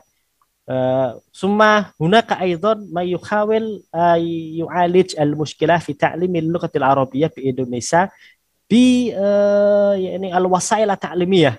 منها يعني هناك ما يستخدم البطاقة في تعليم اللغة، يعني وهناك ما يستخدم فيديوهات، وهناك يستخدم كثير من الوسائل الأخرى. ثم وأخيرا هناك أيضا ما يريد أن يعالج المشكلة في تعليم اللغة العربية بصنع تكنولوجيا بكويزيس. هناك أيضا كاهوت، هناك أيضا ماذا وورد وول وغير ذلك. يعني كثير من تطبيقات المستخدم بنظام التعليم الذي يمكن استخدامها في تعليم اللغة العربية. نعم. ثم بهذه المشكلة وحلولها وعلاجها التي قد كتبت في المقالة العلمية، فنقدم إلى حضرتكم يعني طريقة نموذج تعليم اللغة العربية المكمل بتصميم التكنولوجيا لتعليم اللغة العربية. فنقدم هنا اليوم يعني التعليم المقلوب لأن نقدم المصطلح يعني التعليم المقلوب، فيعني نبين فنشرح أولا إلى حضرتكم. التعليم المقلوب هو يعني شكل من أشكال التعليم المختلط من خلال التفاعلات وجها لوجه أو اللقاء المباشر وتفاعلات الافتراضية عبر الإنترنت التي تجمع بين التعليم المتزامن والتعليم المستقل غير متزامن. إذن التعليم المقلوب هو يعني التعليم الذي أُقِّد على وجه المتزامن وغير متزامن، أو نقول ممكن يعني نشرح هناك أنشطة التعليم قبل الفصل، هناك أنشطة التعليم في الفصل، وأيضا ممكن إكمال بعض الأنشطة التي يتم إكمالها في الفصل عادة يمكن إكمالها في المنزل أو في المسكن أو في المعهد أولا بشكل مستقل من قبل الطلاب قبل القيام أخيرا بالتعليم وجها لوجه أو المباشر مرة أخرى في الفصل. إذن مثلا إذا نريد أن نعلم طلابنا تلاميذنا باللغة العربية، فأولا بهذا النموذج يمكن أولا أن يعرف أولا طلبة قبل الفصل ويفهم أولا الطلبة قبل الأنشطة التعليمية يعني يهدف لمثلا تطبيق وتحليل وتقييم حتى الخلق هكذا. هذه هي يعني سلم بلوم، تطبيق تعليم مقلوب بسلم بلوم. يعني هناك يعني النوع الأول بالجانب اليمنى يعني هناك in class أو في الفصل، out class ما يسمى يمكن نقول قبل الفصل يعني ونقدم بهذه الفرصة يعني تأكيد الفهم بنظام التعليم. فاستخدمنا هناك ماذا نقول word wall، يعني هناك word wall هو يعني برنامج أي تطبيق المستخدمة بنظام التعليم في نظام التعليم. يعني هناك يعني كثير من ألعاب التعليم المستخدم ب هذه التطبيقات. هذه هي يعني الشكل الأول والشكل الثاني. ثم يعني هذه هي مثال تطبيق تقليم اللغو في اللغة العربية. مثلا قبل الفصل هناك لتأكيد المعرفة كمثل سلام بلوم، يعني هناك المعرفة يعني معرفة المادة من خلال مشاهدة الاستماع إلى مقاطع فيديو مثلا. ثم ثاني الفهم، يعني أنشطة الطلاب قبل الفصل أولا هو يشاهد فيديو، وثانيا لتأكيد فهمه ويعمل تجربة يعني تجربة خلال مثلا وورد وول أو خلال هناك أيضا مثلا جوجل فورم وغير ذلك. ثم بعد ذلك في أثناء الفصل وبعد أن يتعلم الطلبة قبل تقديم النتائج الملخصة من فيديو باستخدام اللغة العربية إلى صديقه. مثلا بعد أن يشاهد طلبة التلاميذ فيديو الموجودة في قبله ثم أن يعقد فهمه، وفي الفصل يعني يشرح ما شهد من قبل ثم أعطى التحليل والتحليل تكون تحليل إلى نتائج ملخصة لصديقه ثم تقديم تعليقات والاقتراحات على النتائج هكذا. ثم بعد ذلك يعني بعد الفصل هناك التقييم، مثلا تقييم الملخص الذي عده الطلاب من حيث اللغة والمحتوى. وهناك الخلق والإبداع، مثلا الطلاب قادرون على الاستماع جيدا إلى التعبيرات العربية ويمكنهم إنشاء التعبيرات العربية باللغة الفصيحة هكذا. ثم وبعد ذلك يعني هذه هي التصميم لتطبيقه لتعليم اللغة العربية بنموذج التعليم المقلوب. مثلا قبل الفصل يعني هناك نصنع تطبيقه أندرويد بما يسمى بجوجل سايت، وفي هذه جوجل سايت يعني هناك المادة المضمونة هي فيديو يعني يوتيوب، وهناك أيضا وورد وول، وهناك تعليم. وبعد أن نصمم هذا فنطبق فنأتي إلى في الفصل وبعد الفصل هكذا. ثم كيف نصمم؟ يعني أولا هكذا، أولا يعني نصمم تطبيقه بواسطة جوجل سايت، فنبحث عن المواد المناسبة، مثلا نبحث في خلال يوتيوب أو نكون فيديوهات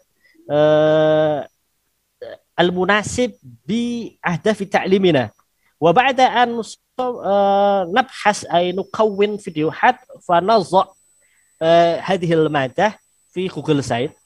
ثم يعني لطلابي قسم اللغة العربية وأدبها بجامعة حرد المساعد سurakarta الإسلامية، ini هي الذي صنعنا لأهداف تعليم مهارات الاستماع. وهذه أيضا مثال الآخر لمادة تعليمي لمادة الأخرى، ولكن يعني ما زال في تصميم ya. التصميم يعني التصميم لتعليم اللغة العربية. نعم هكذا. ثم يمكن نشرح أي نقدم إلى حضرتكم يعني مثالا مباشرا لهذه التطبيقة. يعني مثلا هذه هي.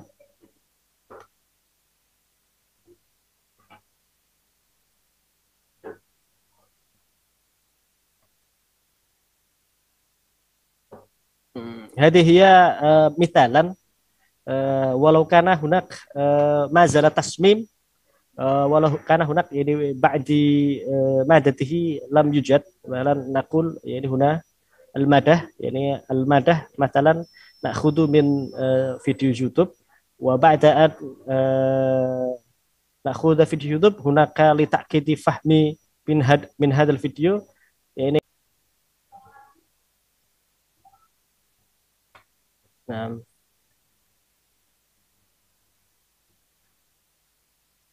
نعم خلاص. يعني لأن هناك ما زال متعدل يعني شوية ini.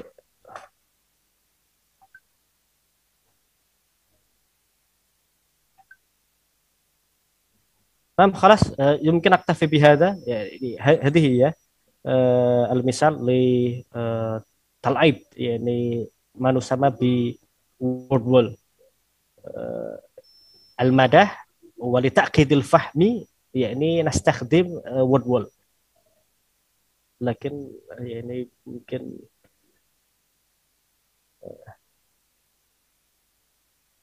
نعم نشكر شكرا كثيرا على إتاحة الفرصة لي، ونكتفي بهذا الكلام لأن هناك يعني كثير ما نقدم. هناك الأخطاء، ممكن هناك الأخطاء، هناك الناقصات. نطلب العفو منكم. وأخيرا السلام عليكم ورحمة الله وبركاته.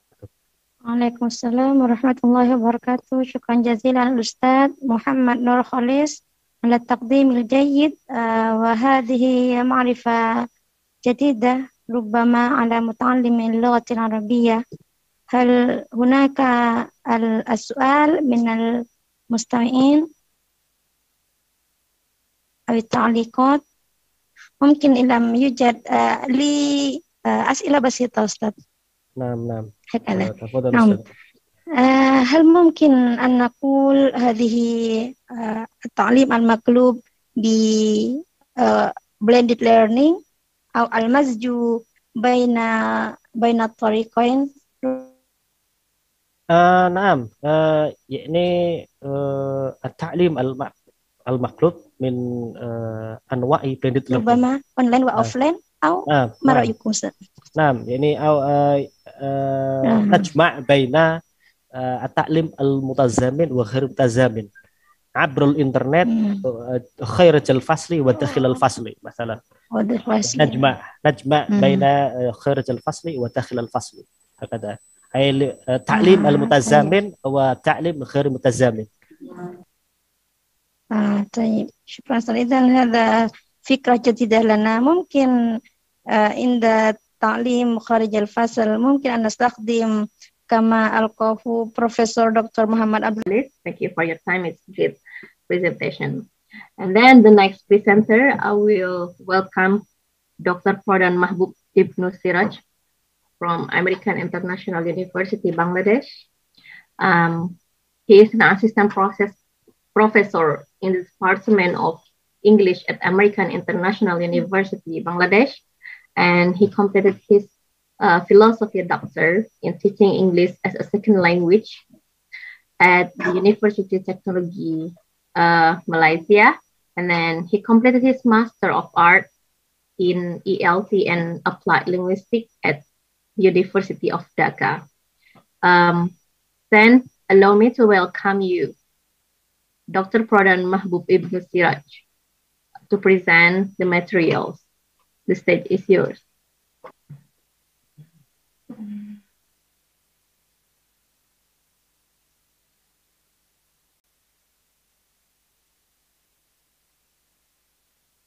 Dr. Pradhan Mahbub Ibnu Siraj, are you there?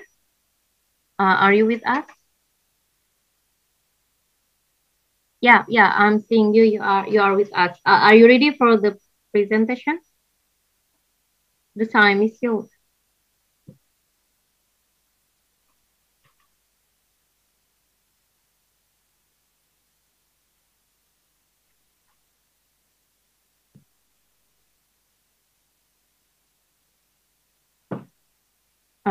Excuse me. I will call you once again. Dr. Pradhan Mahbub Ibnu Siraj, the time is yours.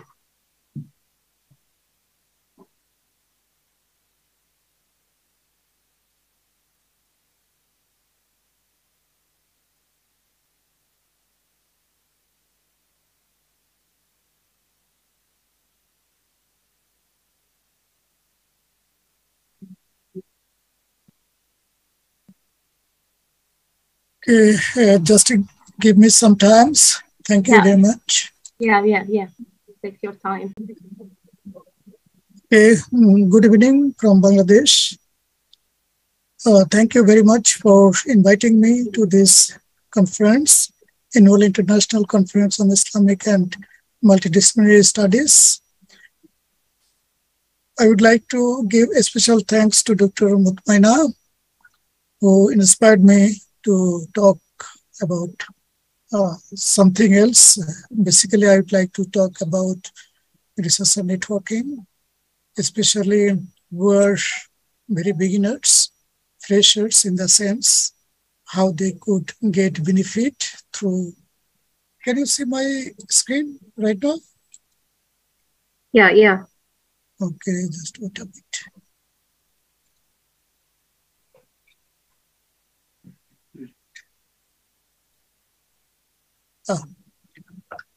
So my topic is networking for early career researchers.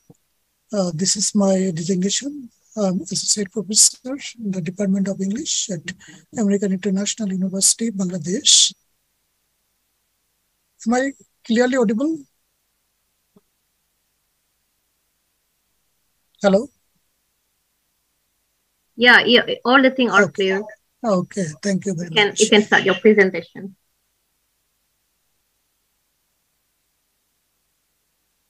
So networking is very important nowadays because we are living in IoT. Whether we have been conducting research in Islamic area or whatever it is. So we need to be connected with our researchers. Basically, who are your contemporary researchers in your fields? It's very important to know them. So in this regard, I would like to share my experience, how I maintain to communicate this time.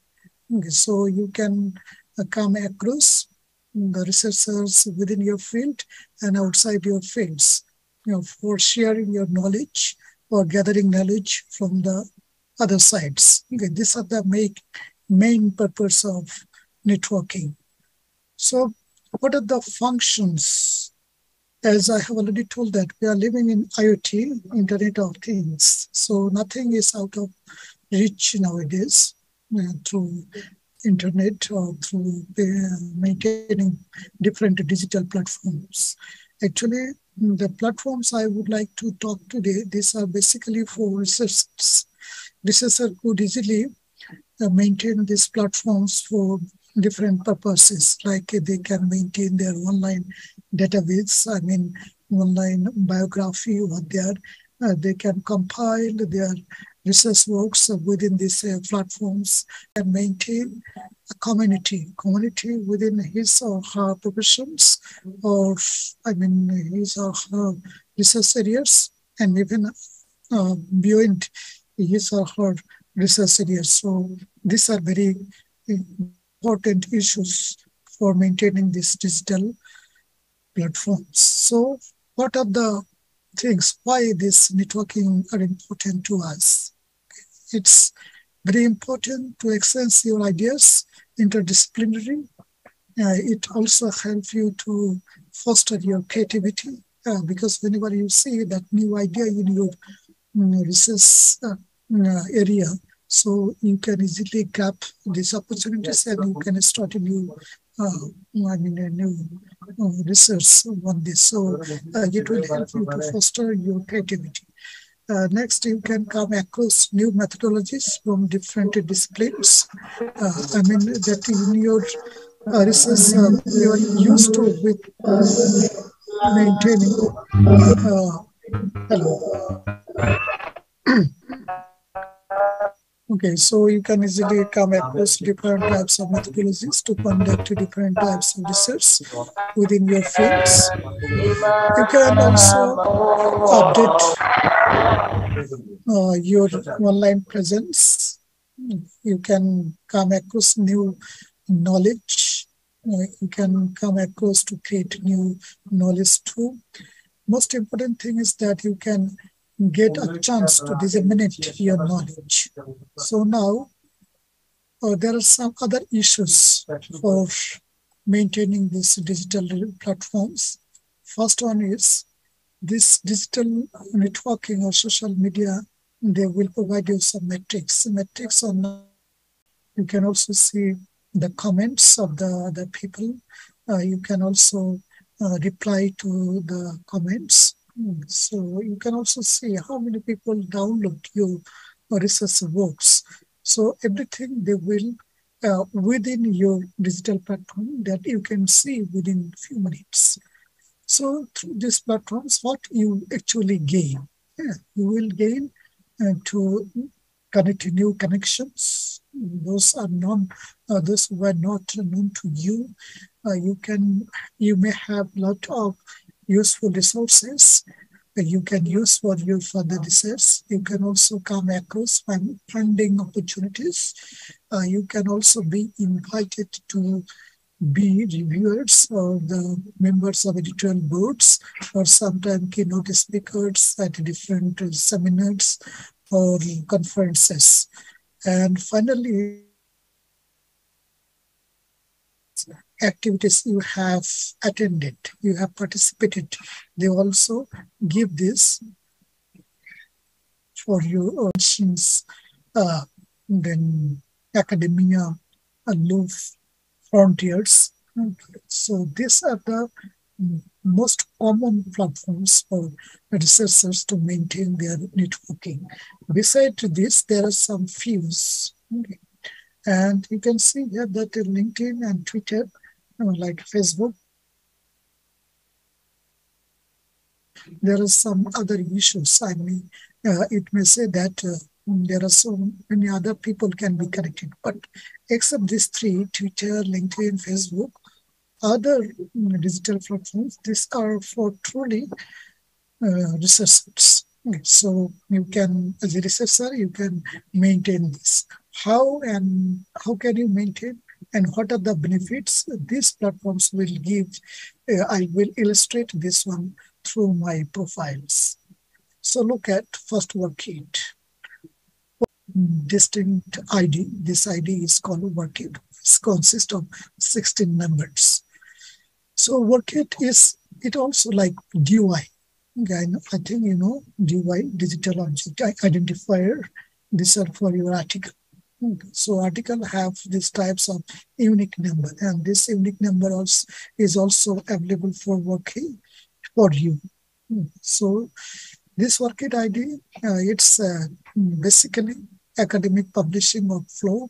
You can walk through your research works, research activities, everything will go through this worksheet ID. It's you truly digital this worksheet ID. That's why it is unique and persistent identifier. So it can be used in your career. Okay, here there are also the chance to update your affiliations, your research works.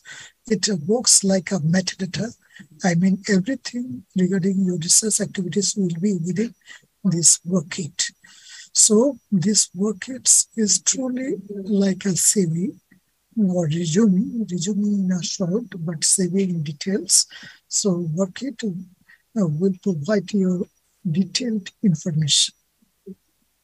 So how this worksheet works? So look at, this is my worksheet profile. I have 16 unique digit. Okay. I have biography, I have some intro. Then I have employment history, and this worksheet ID will link with other ID, like your Web of Science ID, your researcher ID, your Scopus ID, your Loophole ID, okay, your site profiles ID. So other research networking ID will be linked within worksheet. And in my worksheet, there is my key field, keywords. Next, look at my works. These are my research works. It will be automatically updated. Look at, this is the DY number of my article, and it has been added here automatically. So this is my peer review activities. How many manuscript I have reviewed. Actually, I did not put this one. Worksheet automatically collect this information and put into my profile. So the most important issue is that sometimes when you submit your paper to a reputable journal, they ask you is that normally when we are going to submit a paper to a journal, first we need to open account in those journals. If you have worksheet ID, you should not open account in those journals. You just sync or synchronize your worksheet ID with your journals. Therefore, this is the Helion. A Helion journal, Q1 journal. When I go for login, there is, look at this, login. This symbol is worksheet. You just click on this symbol and this worksheet password and worksheet ID will come out and you sign in. Automatically your account for this Helion, for this journal will be open. So it will save your time a lot. This is the worksheet ID. You simply search into Google and you will find worksheet ID. And go through several steps to open an account with WorkIt. And most important issue is that WorkIt is free. It's free for all. So you can easily, it's maintained nowadays by Web of Science, and Web of Science has the function of problems. It means what problems you did, this one is now conducted by Web of Science. So problems is no more from the last weeks. But what the problems actually do? Problems record your review activities. Okay, whenever you review an article to a journal, and when they will give you feedback, acknowledgement, and you must send this acknowledgement to the publics through a mailing address. Just review@publics.com.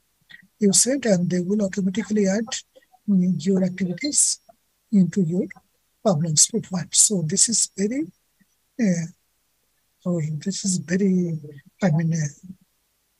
blessing for reviewers. So Problems and WorkIt, this can be synchronized. Okay, you can easily synchronize your WorkIt ID within Problems. Later about this, just see my profiles, the front page. This is my name, and they categorized me as an excellent reviewer. And they also, I have obtained academic graduate and mentor. Actually, Problems will provide some trainings for reviewing manuscripts. How can you review manuscript? So whenever you complete your training, they will acknowledge you, or they recognize you as an academic graduate. And if you mentor to other training, and whenever you finish your training mentoring session, then they will automatically recognize you mentor. So this is, look at my publication, my citation, my high index, my verified reviews. I have reviewed this. And look at this. After this, there is the research fields. What are my fields? My fields are after linguistics, English as a second language. It will provide you a great advantage to come across or to know who are doing research in your field. These are the so many functions. It can track your citation. These Problems manage your reviews activities that I have shown you. It can maintain a profile, and you can also export your CV from with the research activities through Problems. So look at this publications. These are the list of my publications to which journal it has published. Look at this, Language Testing in Asia. I have published 3 articles. Education Research International 2. In these are the list. So I have published 24 publications in 18 different journals. So it will keep this one within your profile.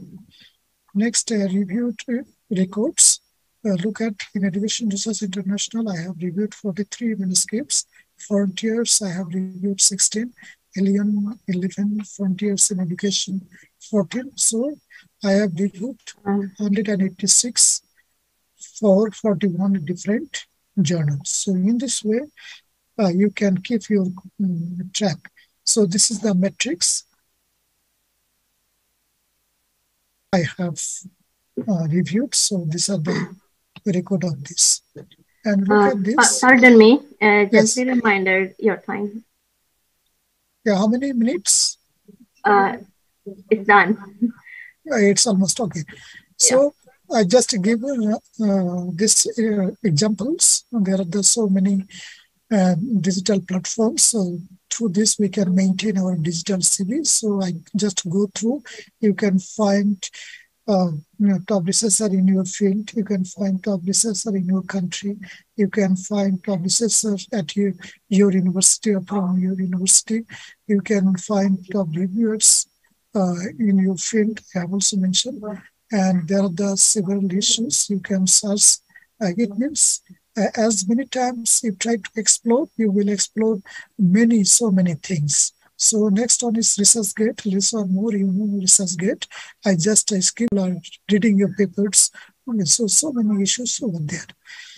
And Google Scholar, less or more, we know Google Scholar. Google also maintain digital platforms, your citations, your publications, your HACE indexed or I-10 index, so it will give you. And academia, you know that this one is not free. Okay, so there is a cost for this academia. Okay, so these are my personal networking. Look at this. I have 24 articles already published, and I have so many connections all over the world. These are from China. These are from Saudi Arabia. These are from Malaysia, Indonesia, India, and Bangladesh. So many networking I try to go through. So actually, whenever you maintain these types of platforms, you also come across different types of researchers and different communities, and you can get a lot of benefits from this. So most important issue is that though we are living in virtual world, so we have to concern about. Presentation is so informative, especially for the researcher here, for the participants who are doing some research.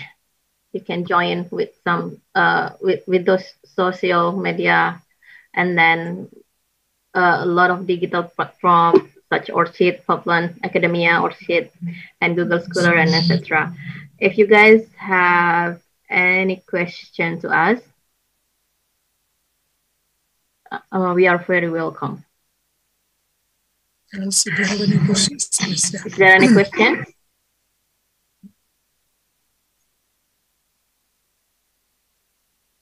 All right. Thank you so much, Mr. Dr. Prodan Mahbub. Thank you for your very great, interesting information. It's really useful for us. And have a great most day. welcome. Yeah. Thank you very much. Yeah. Then I will welcome the next presenter. The Dr. Abdul Mukti from Stibah Darul Ulum Banyuanyar. Are you ready? Naam, stay. Okay.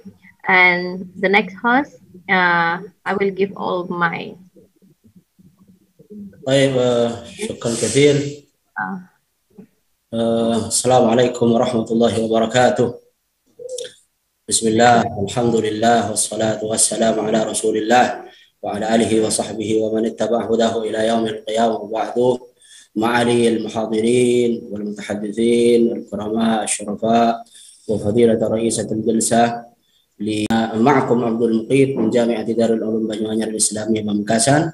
وسابقا كان اسم جامعتي ستيبا، Sekolah Tinggi Ilmu Bahasa Arab Darul Ulum Banyuanyar، والآن تغير الاسم بقبول التخصصات الزائدة إلى STI، Sekolah Tinggi Agama Islam Darul Ulum Banyuanyar Pamekasan. هذا الموضوع الذي قدمته لكم الرقمية التي بلغ الآن إلى العصر الاجتماعي 5.0، وهذه محاور المادة الذي كتبتها معكم. نبدأ من المقدمة ثم الأبحاث ثم الخاتمة. طيب، نبدأ من المقدمة. أولا أقدمكم عن مراحل تطور العصور. كان تطور العصور الأول عصر 2.0، وذلك في القرن ال19 في السنة 2870، وذلك بوجود الكهربائي. ثم انتقل بعد ذلك إلى العصر 3.0 بظهور الكمبيوتر والإلكترونيك، ثم انتقل الآن إلى عصر 4.0 الذي المسمى 4.0 بوجود إنترنت وما إلى غير ذلك من التقدمات والتطورات. والآن ماذا سندخل إلى عصر جديد وهو عصر 5.0 الذي سموه بعصر الاجتماعي، وذلك لإعادة دور الإنسان كسيد سيدا لهذه الحياة وهذه الأرض، لأن العصور الماضية رأى الناس أنها العصور التي نفت وقللت دور الإنسان كسيد لهذه الأرض، صح الإنسان الآن بدأ من اليابان أن هناك لابد من أن نعيد دور الإنسان وتقوية دورها لهذه الأرض حتى لا نقطة صفر ولا إلى ما لا نهاية له.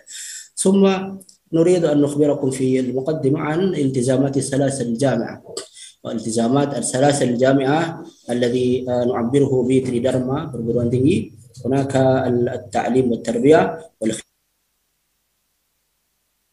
والعالية، ثم كذلك التزامات الثلاثة للبسنترين، نقول تريدارما بسنترين الذي بني على أساس الإيمان والعلم والأخلاق faith, knowledge and morality، الذي كان يكون الإيمان مبدأ من المبادئ للعلم والأخلاق أو morality. وهناك عناصر بسنترين، عناصر لابد من أي ماذا يستوعب هذه العنصر أو العناصر كلها حتى سمي شيئا بسنترين. وإن فات عصر من هذه العنصر الخمسة فلا يسمي بذلك بسنترين. الأول المعلم الذي ماذا يعبر بكياي، والمتعلم الذي يعبر بسنتري، وسكن أو المكان، ومسجد مكان العبادة، ثم الكتب المدروسة. هذه الخمس عناصر بسنترين التي لابد من أن يقوم عليها بسنترين. أول أو أكرر كياي معلم وسنتري متعلم وسكن ومسجد والكتب المدروسة. ثم هناك نعرفكم على التعريف لسنتري الذي هي من العناصر الرئيسية لبسنترين.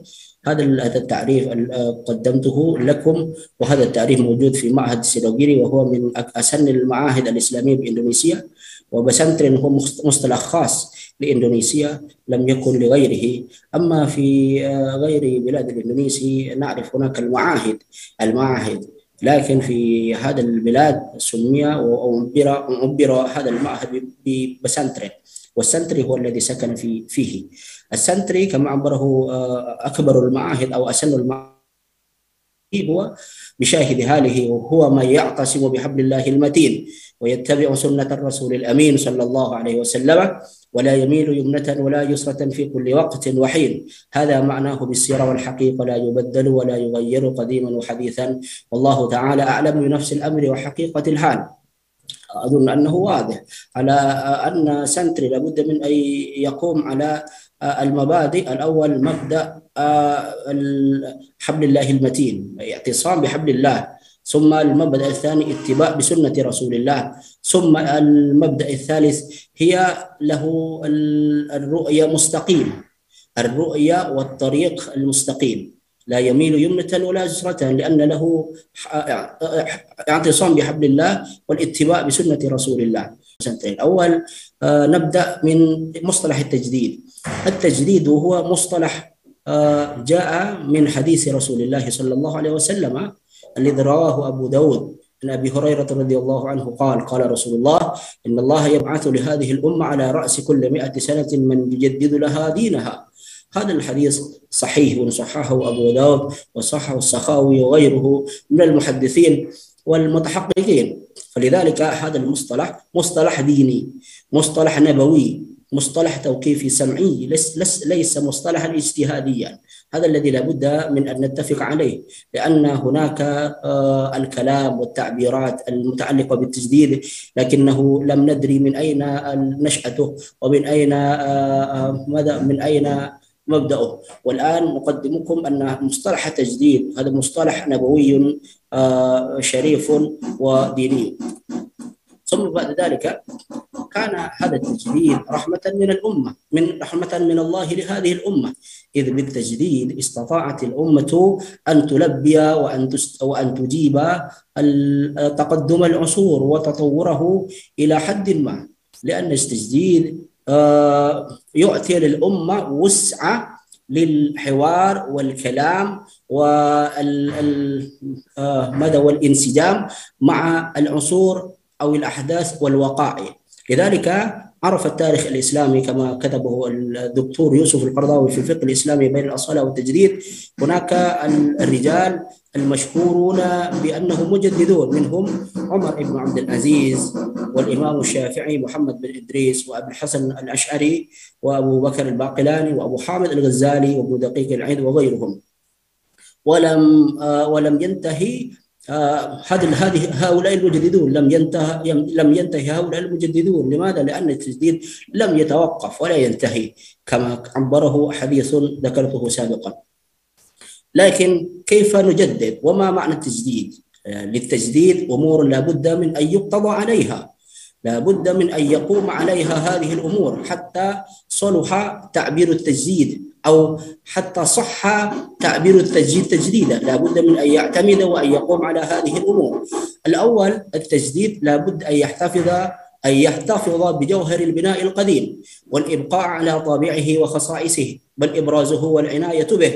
إذن التجديد ليس تحويلا ولا تبديلا ولا تخريبا ولا هدما للبناء القديم، لأن إذا تكلمنا عن التجديد فخطر ببالنا أن التجديد هو تبديلا للقديم، هو تغيير للقديم، بل هدما للقديم. لا، ليس كذلك، بل إن التجديد الصحيح المناسب مدى القويم هو يحتفظ جوهر بناء القديم، لأنه لم يسمى تجديدا إلا إذا احتفظ جوهر القديم وإعادته، مثل تجميل مدخله وتنظيف ساحته وعمل حديقة من حوله إلى غير ذلك.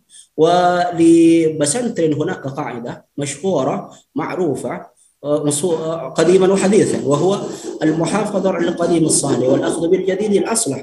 فهذه القاعدة تؤمرنا أن بسنترن قديما وحديثا لا يمنع لا يمنع التجديد، لا يفر من التجديد، بل يفتح بوسعة باب ووسعة صدر على هذا المصطلح، إلا أن التجديد لا بد أن يكون للأصلح، ولا بد أن يحافظ على القديم الصالح. هذا مناسبا جدا لمصطلح التجديد الذي عرف علماؤنا الذي ذكرته سابقا. فلهذا يقول ابن الرشد، وهو فقيه الفلاسفة وفيلسوف الفقهاء كما قال محمد إمارة المرحوم، يقول: وذلك أن وقائع بين أشخاص الأناس غير متناهية، والنصوص والأفعال والإقرارات متناهية، ومحال أن يقابل ما لا يتناهى بما لا يتناهى. إذن عبر ابن رشد أن الوقائع والأحداث لم تكن متناهية، والنصوص من القرآن والسنة قد انتهى، لأن الرسول انتقل إلى الرفيق الأعلى، وهو الذي يقبل الوحي، وهو الذي لا ينطق عن الهوى، وهو الذي يفسر القرآن. فلذلك والأشخاص والوقائع لم تكن متناهية، لذلك لا بد من أن نقابل هذه الوقائع والأشخاص المتناهية بما لا يتناهي، وهو ما يسمى بالتجديد، بالقياس، القياس والتجديد، التجديد لفهم النصوص. وأنا أؤكد لدى حضرتكم أن التجديد ليس تغييرا ولا تبديلا، ولكنه احتفاظ، وذلك مناسب جدا للقاعدة الذي بناها بسنترن قديما وحديثا، وهو المحافظة على القديم الصالح والأخذ بالجديد الأصلح. إذن بماذا نأتي تجديد في جامعة بسنترن؟ أنا لأن الوقت لم يكن واسعا، فلذلك أنا أقول دراسات عموم، ما تقول المواد الأساسية المؤسسية، ما تقول دراسات التوسي لا بد من أن يعتمد على المادتين أساسيتين، وهما الثقافة الإسلامية والثقافة المعهدية، لأن جامعة بسنترن ليست جامعة عامة كما كانت الجامعة عادية، لأنها اعتمد على بسنترن، فلذلك لابد بعد أن تعتمد عليها الثقافة الإسلامية كالمادة الخاصة والأساسية للجامعة الإسلامية، ثم بعد ذلك الثقافة المعهدية. وصورة المنهاج الدراسي للثقافة الإسلامية هذه: أول السيرة والحضارة والفقه وأصوله، والقرآن والحديث والتصور الإسلامي، أو نسميه بالمصطلح المشهور إسلامي والفقه، ثم الفلسفة. لا بد من أن يكون علم الفلسفة داخلا في المنهاج الدراسي للجامعة كالثقافة الإسلامية، لأن الفلسفة هي ماذا نظر المسلمين، نظر المتعلمين للعلوم الذي يتعلمونها. بدون الفلسفة فلا يوجد هناك النظر، فلا يوجد هناك المنهج أو الطريقة لهذه المعرفة. لذلك هذه بسنترين يتكلم عن اللمحة العامة والعرض العام لبسنترين، التعريف العام لبسنترين قديما وحديثا، ثم بعد ذلك يدخل إلى دراسة في علوم بسنترين. أما في معهد الأمين مثلا الأمين ستاديز، أما في جامعتي هناك مادة بانيونير ستاديز، أو عند نهضة العلماء هناك مادة إنو ستاديز. هذه مهمة جدا حتى تعرف الطلبة والمتعلمون، يعرف المتعلمون في جامعتنا المتبنى على البسنترين هذه العلوم، هذه الخصائص، هذه التميزات.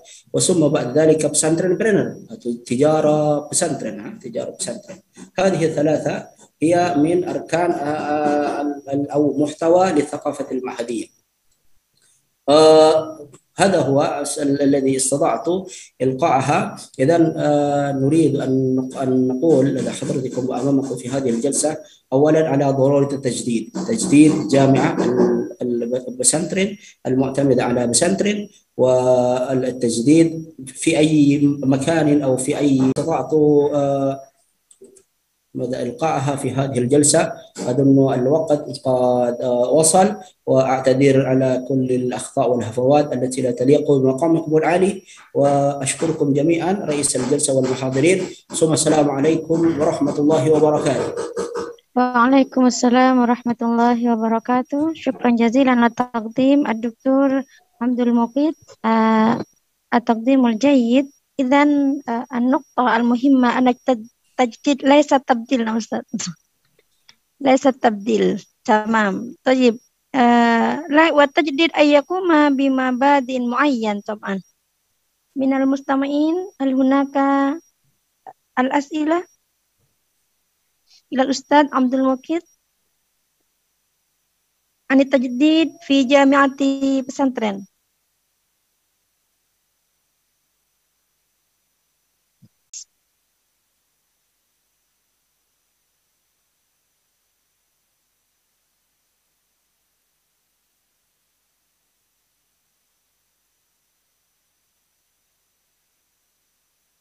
Miss Vida, please unmute your phone, your microphone. Sorry. I'm sorry. I'm sorry for that. Okay. The next presenter, I will welcome Dr. Aisha Lari from University of Tbilisi, Bulgaria, to present the material. The stage is yours. Dr. Aisha, are you there? نعم، رئيس اللجنة. السلام عليكم. Yeah. وعليكم السلام ورحمة الله وبركاته. Which language that are you going to present? ستكون المحاضرة بالعربية إن شاء الله. All right, that is our sister here. Hasana with us. Yeah, the time is yours. شكرا. بداية أهنئ المعهد على الذكرى 70 له، وأرجو أن له المزيد من الريادة والنجاح والتوفيق في خدمة الإسلام واللغة العربية بإذن الله عز وجل. ثانيا أريد أن أشكر جميع كل من يعني حضر لهذا الملتقى الدولي أو المحفل الدولي بالأحرى، الذي كان يعني تلاقحت فيه جميع الأفكار من مختلف أنحاء العالم، واستفدنا كثيرا بمعلومات جديدة. بالنسبة لمداخلة اليوم ستكون حول المكاسب المالية من تطبيق التيك توك. فأبدأ بسم الله عز وجل. الحمد لله خلق الأرضين والسماوات وأنزل الماء من المعصرات وأنشأ الحب والنبات فيسر لنا سبل كسب الأقوات بعد أن أرشدنا إلى أقوم المعاملات بقوله تعالى: وأحل الله البيع وحرم الربا، وحث على الكسب فقال تعالى: فإذا قضيت الصلاة فانتشروا في الأرض وابتغوا من فضل الله. وصلى اللهم وسلم على سيدنا محمد النبي الأمي القائل: طلب الكسب فريضة على كل مسلم ومسلمة. والبعد، فالمال نعمة من نعم الله تعالى على خلقه في الحياة الدنيا، وهي طريق المسلم إلى الاستمتاع بمنفعة الدنيا وزينتها، لذا فكسبه وجمعه أمر تدعو له الفطرة السليمة، غير أن الكسب القائم على جمع المال وحيازته عن طريق محرم أمر لا يقعد، يعني هناك صار من الصعب جدا التمييز بين الخبيث والطيب. وكذلك في ظل التنامي بالكسب من خلال مواقع التواصل الاجتماعي، وكذلك عزوف الشباب عن البحث عن وظائف أو العمل في المهن الحرة، وصاروا يلجؤون كلهم إلى الكسب من خلال هذه مواقع التواصل. أردنا أن يعني خلال هذا البحث أن نبين ما هو حكم المكاسب من هذه التواصل، لكن سنأخذ تطبيق التيك توك نموذجا بإذن الله عز وجل. وبذلك قسمنا هذه الدراسة إلى مبحثين. المبحث الأول حول ماهية التيك توك وكيفية الكسب منه، وكذلك معرفة معنى الكسب والمال. وفي المبحث الثاني ما هو الحكم من هذا الكسب بإذن الله عز وجل. بالنسبة إلى مفهوم الكسب في اللغة، هو طلب الرزق، واصطلاحا هو تحصيل المال بما يحل من الأسباب، والله تعالى قد فرضه على عباده طبعا لطلب المعاش والاستعانة على طاعته، لقوله تعالى: وابتغوا من فضل الله واذكروا الله كثيرا. وفضله طبعا هو طريق المرسلين ومنهجهم في الحياة. فطبعا نحن نعلم أن جميع الأنبياء والرسل لا يأكلون إلا مما كسبت أيديهم. أما المال في اللغة هو كل ما يملكه الإنسان من الأشياء، واصطلاحا عرفه القاضي عبد الوهاب البغدادي: هو ما يتمول به في العادة ويجوز أخذ العوض عنه. أما بالنسبة للتيك توك فهو عبارة عن منصة على الإنترنت يقوم الأشخاص بتصوير أنفسهم بفيديو قصير ويضيفون إليه عدد من المؤثرات الموسيقية مأخوذة من أفلام عربية وأجنبية وغيرها من المواد المتوفرة عبر الإنترنت. طبعا ترجع هذه التطبيقة إلى أصول صينية مقرها في بكين، وتبلغ قيمتها 75 مليار دولار، وقد انتشر انتشارا يعني رهيبا. ففي سنة 2018 يعني انتشر في أكثر من 104 مليون مرة على متجر التطبيقات، واستطاع في خلال 6 أشهر أو 9 أن يحقق ما لم يحققه الفيسبوك أو الانستغرام خلال 5 سنوات. يمكن طبعا الربح من عند أو اكتساب المال عن طريق التيك توك من إنشاء حساب عليه واستغلال المحتويات الرائجة فيه وربط حساب التيك توك بحسابات أخرى، وكذلك من خلال التعاون مع الآخرين. ولزيادة تحقيق أرباح مالية أكثر يمكن الربح من أجابة عنه بلسان الشيخ عوض عثمان مدير إدارة الإفتاء الشفوية على بقوله: إن كان المعروض من قبيل الأشياء المباحة والحلال التي تحث على الأخلاق وتقدم معلومات مفيدة دينية أو دنيوية فما يأتي منه حلال، أما إذا كان غير ذلك فهو حرام. وكذلك جاء على لسان محمد العليمي عضو مركز الأزهر العالمي للفتوى الإلكترونية أن إذا كان التطبيق يستخدم في الخير فهو حلال، وإذا كان ما يستخدم في المحرمات فيحرم هذا البرنامج. وكذلك هناك عضو بمركز الأزهر قال بأنه يجب على الإنسان التورع، فهو مكروه الكسب منه نظرا للأضرار المتواجدة فيه. وبذلك شهد لي هل المفاسد أكثر أم المفاسد أعلى من ذلك. فمن ميزات التيك توك يعني هو وسيلة تواصل تكون كمكتبة تحفظ الفيديوهات وتكون ببحث للعديد من مستخدمي مواقع التواصل، تؤدي إلى التسلية، إلى الترويج، إلى الإشهار، وكذلك مشاركة المضمون والتفاعل السريع بين جميع أفراد العالم. فيه بعض المضامين المتميزة التي يمكن الاستفادة منها، كذلك يمكن أن يكون مركز للتشمع. هذا من بين المزايا التي يتمتع بها. ولكن لو عدنا إلى المفاسد التي تترتب عن التيك توك، فمعظم محتوياته مخالفة للدين وأوامر شرع الله، بل صارت يعني أكثر من هذا مصدرا للاستهزاء بالدين وجعله محلا للسخرية. فبعض المقاطع تنشر أمور محرمة وتضع أغاني للتسلية بالدين. فمثلا نجد أنه فتاة تخلع حجابها وتضع معها أغنية بأنه سألت الشيخ وقال حلال.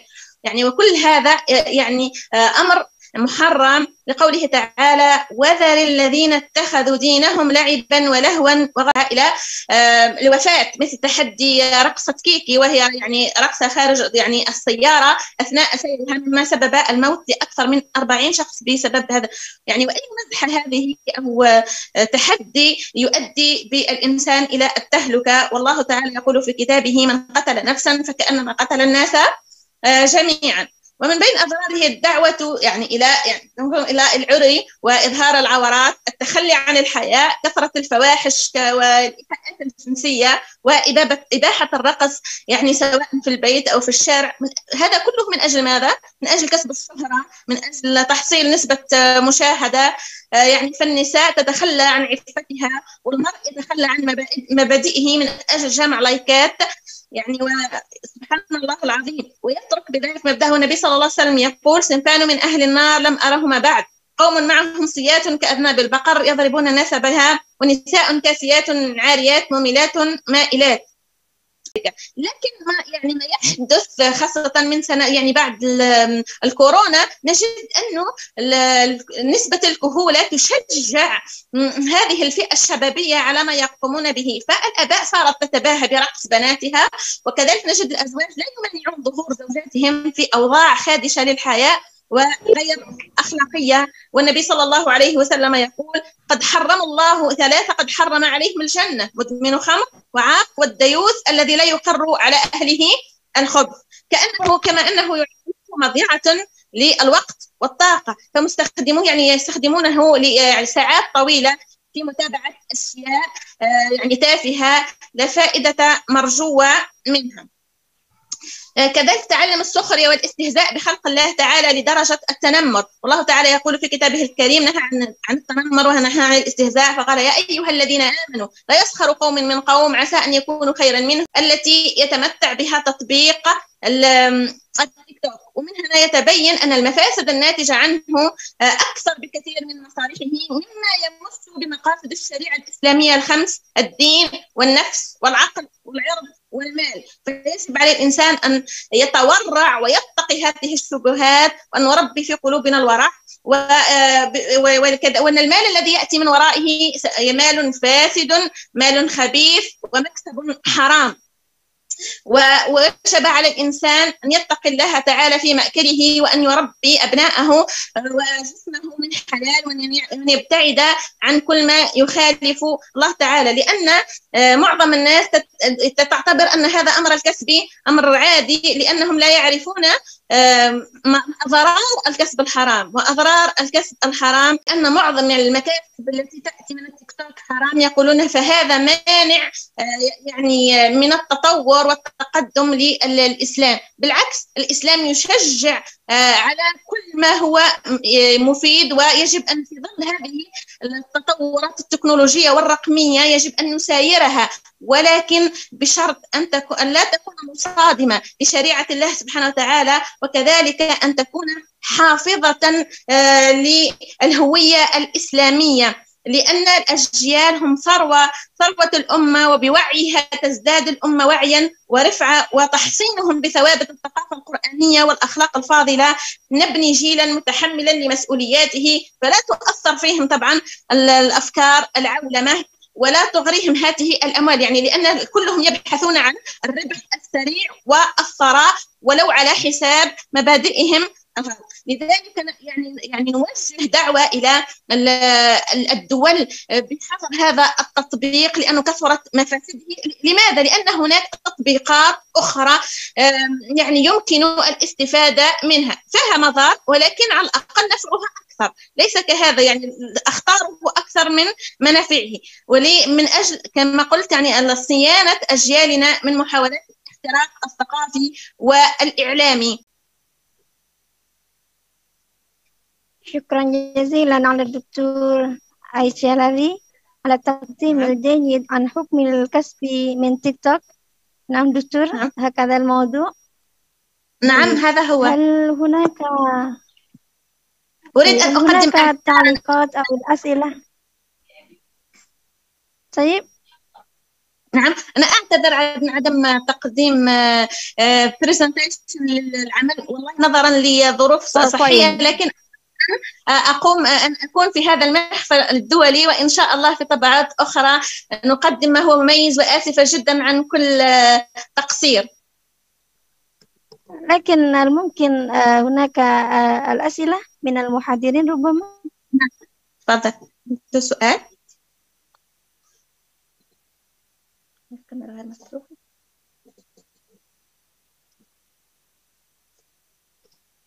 هناك سؤال من المحاضر أن حكم الكسب من تيك توك حرام دكتور لأن فيها مخاطره أكثر من منافعه، صحيح؟ نعم صحيح. المحتوى التيك توك معظمه الإنسان يتورع. إذا كان المحتوى الذي يقدمه هو محتوى يعني نافع فممكن الكسب يكون حلال، لكن عندما يكون المحتوى فاسد فهو حرام، ومن الأفضل للإنسان التورع من الشبهات.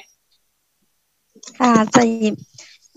لكن في هذا العصر تتطلب على المسلمين أيضا الدعوة في تيك توك. كيف رأيكم دكتور؟ كيف؟ لأن في تيك توك هناك كثير من الخواطر أو نشر المحرمات، صحيح؟ نعم. بهذه الواقعة تتطلب على المسلمين أيضا الدعوة فيها حتى تكون فيه المحرمات والحلالات. هكذا. ما رأيكم عن هذا؟ نعم. الإنسان عند دخوله إلى تطبيق التيك توك فهو لا يأمن على نفسه الفتنة، وسيفتح عليه باب من أبواب الفتنة لا يسلم ولا ينجو منها. صحيح علينا الدعوة، لكن يوجد بدائل أخرى ووسائط أخرى. فلماذا لا نستخدم اليوتيوب للدعوة؟ لماذا لا نستخدم الانستغرام، تويتر؟ لأن هذه يوجد فيها الغث والسمين، يعني يوجد فيها الصالح والطالح، يعني هناك بدائل وسائط. لكن التيك توك جعل يعني لماذا أضراره خطيرة؟ لأنه نسبة المشاهدة فيه تمس المراهقين. أنا أخشى على ابني من دخول هذا التطبيق حتى لا يتأثر بهذا الغزو والعولمة. جعل التطبيق من أجل تفجير إبداعات، ولكن للأسف لما يبدع الشباب يبدعون في الرقص فقط.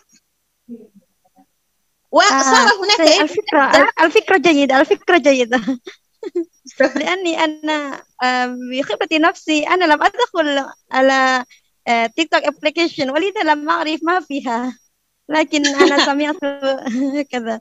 نعم شكرا جزيلا الدكتور على التقديم الجيد، وهذه معرفة جديدة حسب أنا. نعم حسب ربما المحاضرين أيضا لم يعرفوا عن ذلك، فقد نشاهد ولم نهتم بالمخاطر الموجودة فيها. طيب العفو. شكرا جزيلا. Okay, Miss Vida, please, the time yours. Thank you for the audience. Thank you for your time, and thank you for the amazing presentation. And now we reach to the end of the program, the end of our agenda. It is about the I'm sorry for this. We have done with all of the presentation. Then now please allow me to take some highlighted points from today's presentation. I'm doing the English part, and while our sister Sultan Hassana, she will do for the Arabic part. Okay, the first is Professor Dr. Abdul Hamid from Winmalang, Indonesia. And while although with all of the advantages, there are some obstacles. Unfortunately, the students who are not who disadvantages with the economical, they can reach this opportunity. And then the next presenter is Dr. Ahmad Obeid from the University of Kufa, Iraq. He said that in today's world there are some crime regarding to the 25 of techniques of deepfake method. They manipulate all the original and correct information, and they will change it into incorrect and change them into the fake information. Those are feature. Some of them is feature manipulation, changing the faces of someone else, and other that is expression swap. And then, however, email is the highest range of cybercrime, so we have to keep an eye on that. And then he said Saman from Egypt. He's presenting about the program that we call Render for It, and he designed and he promoted the program by himself. And he said that the internet plays a pivotal role in development and spread of Muslim society and its culture, and he suggested to us to use this program. And then the next is Dr.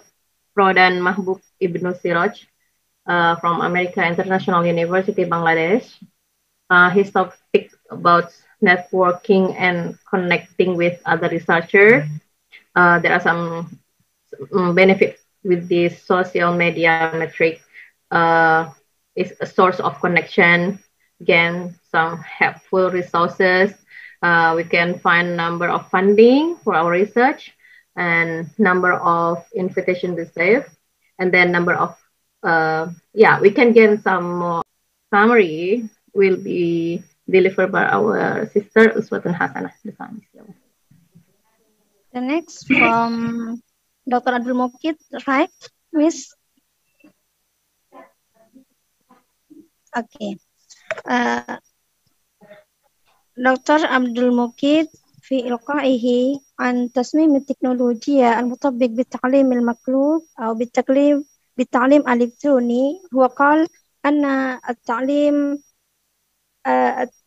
بالتكنولوجيا ممكن أن نصمم بالتعليم المقلوب. ما هو التعليم المقلوب؟ ممكن أن نعقد التعليم خارج الفصل عبر إنترنت وداخل الفصل وبعد الفصل، إذن أن تكون فيه المزيج بين التعليم الإلكتروني والتعليم المواجهة، أو نقول بالمتزامن أو غير متزامن، blended learning، أو أيضا flipped learning نقول بهذه النموذج.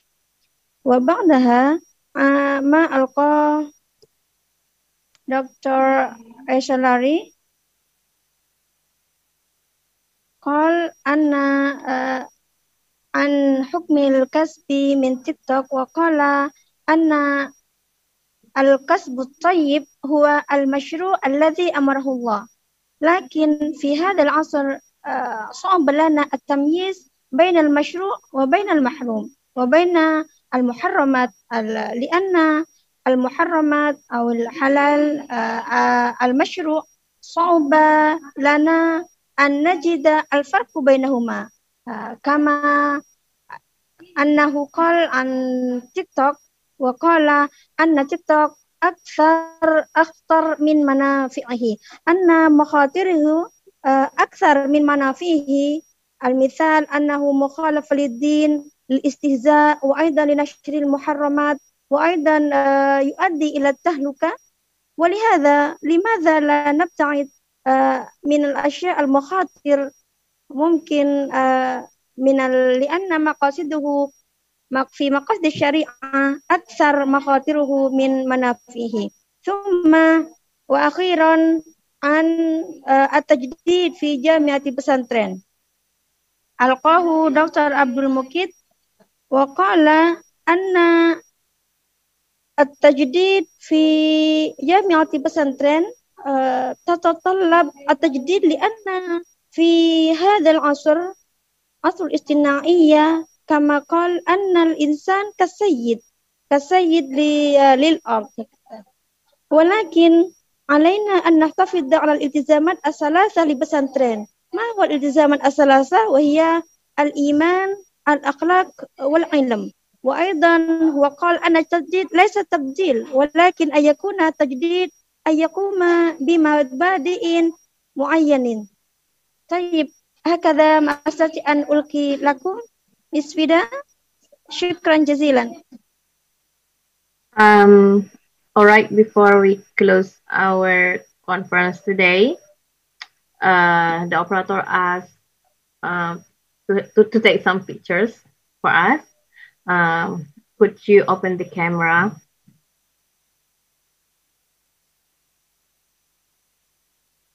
Could you put the camera on?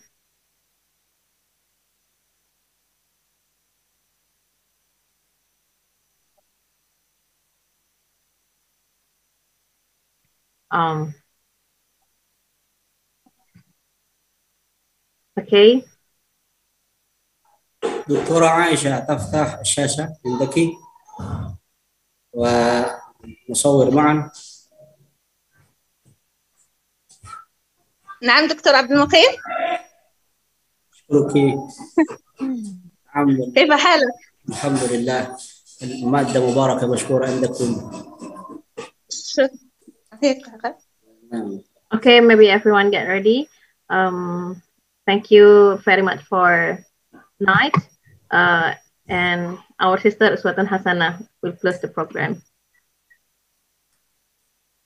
طيب، شكرا جزيلا على هذا اللقاء. عسى أن ينفعنا علومنا إن شاء الله، ونلتقي في يوم الغد اللقاء الرابع. شكرا على اهتمامكم ومشاركتكم في هذا البرنامج المبارك Annual International Conference on Islamic and Multidisciplinary Studies. Let's close our agenda today by reciting Alhamdulillah. Alhamdulillahi Rabbil Alamin. Assalamualaikum warahmatullahi wabarakatuh. Assalamualaikum warahmatullahi wabarakatuh. أشكر الجميع، أشكر رئيس الجلسة وأشكر المحاضرين ودكتورة.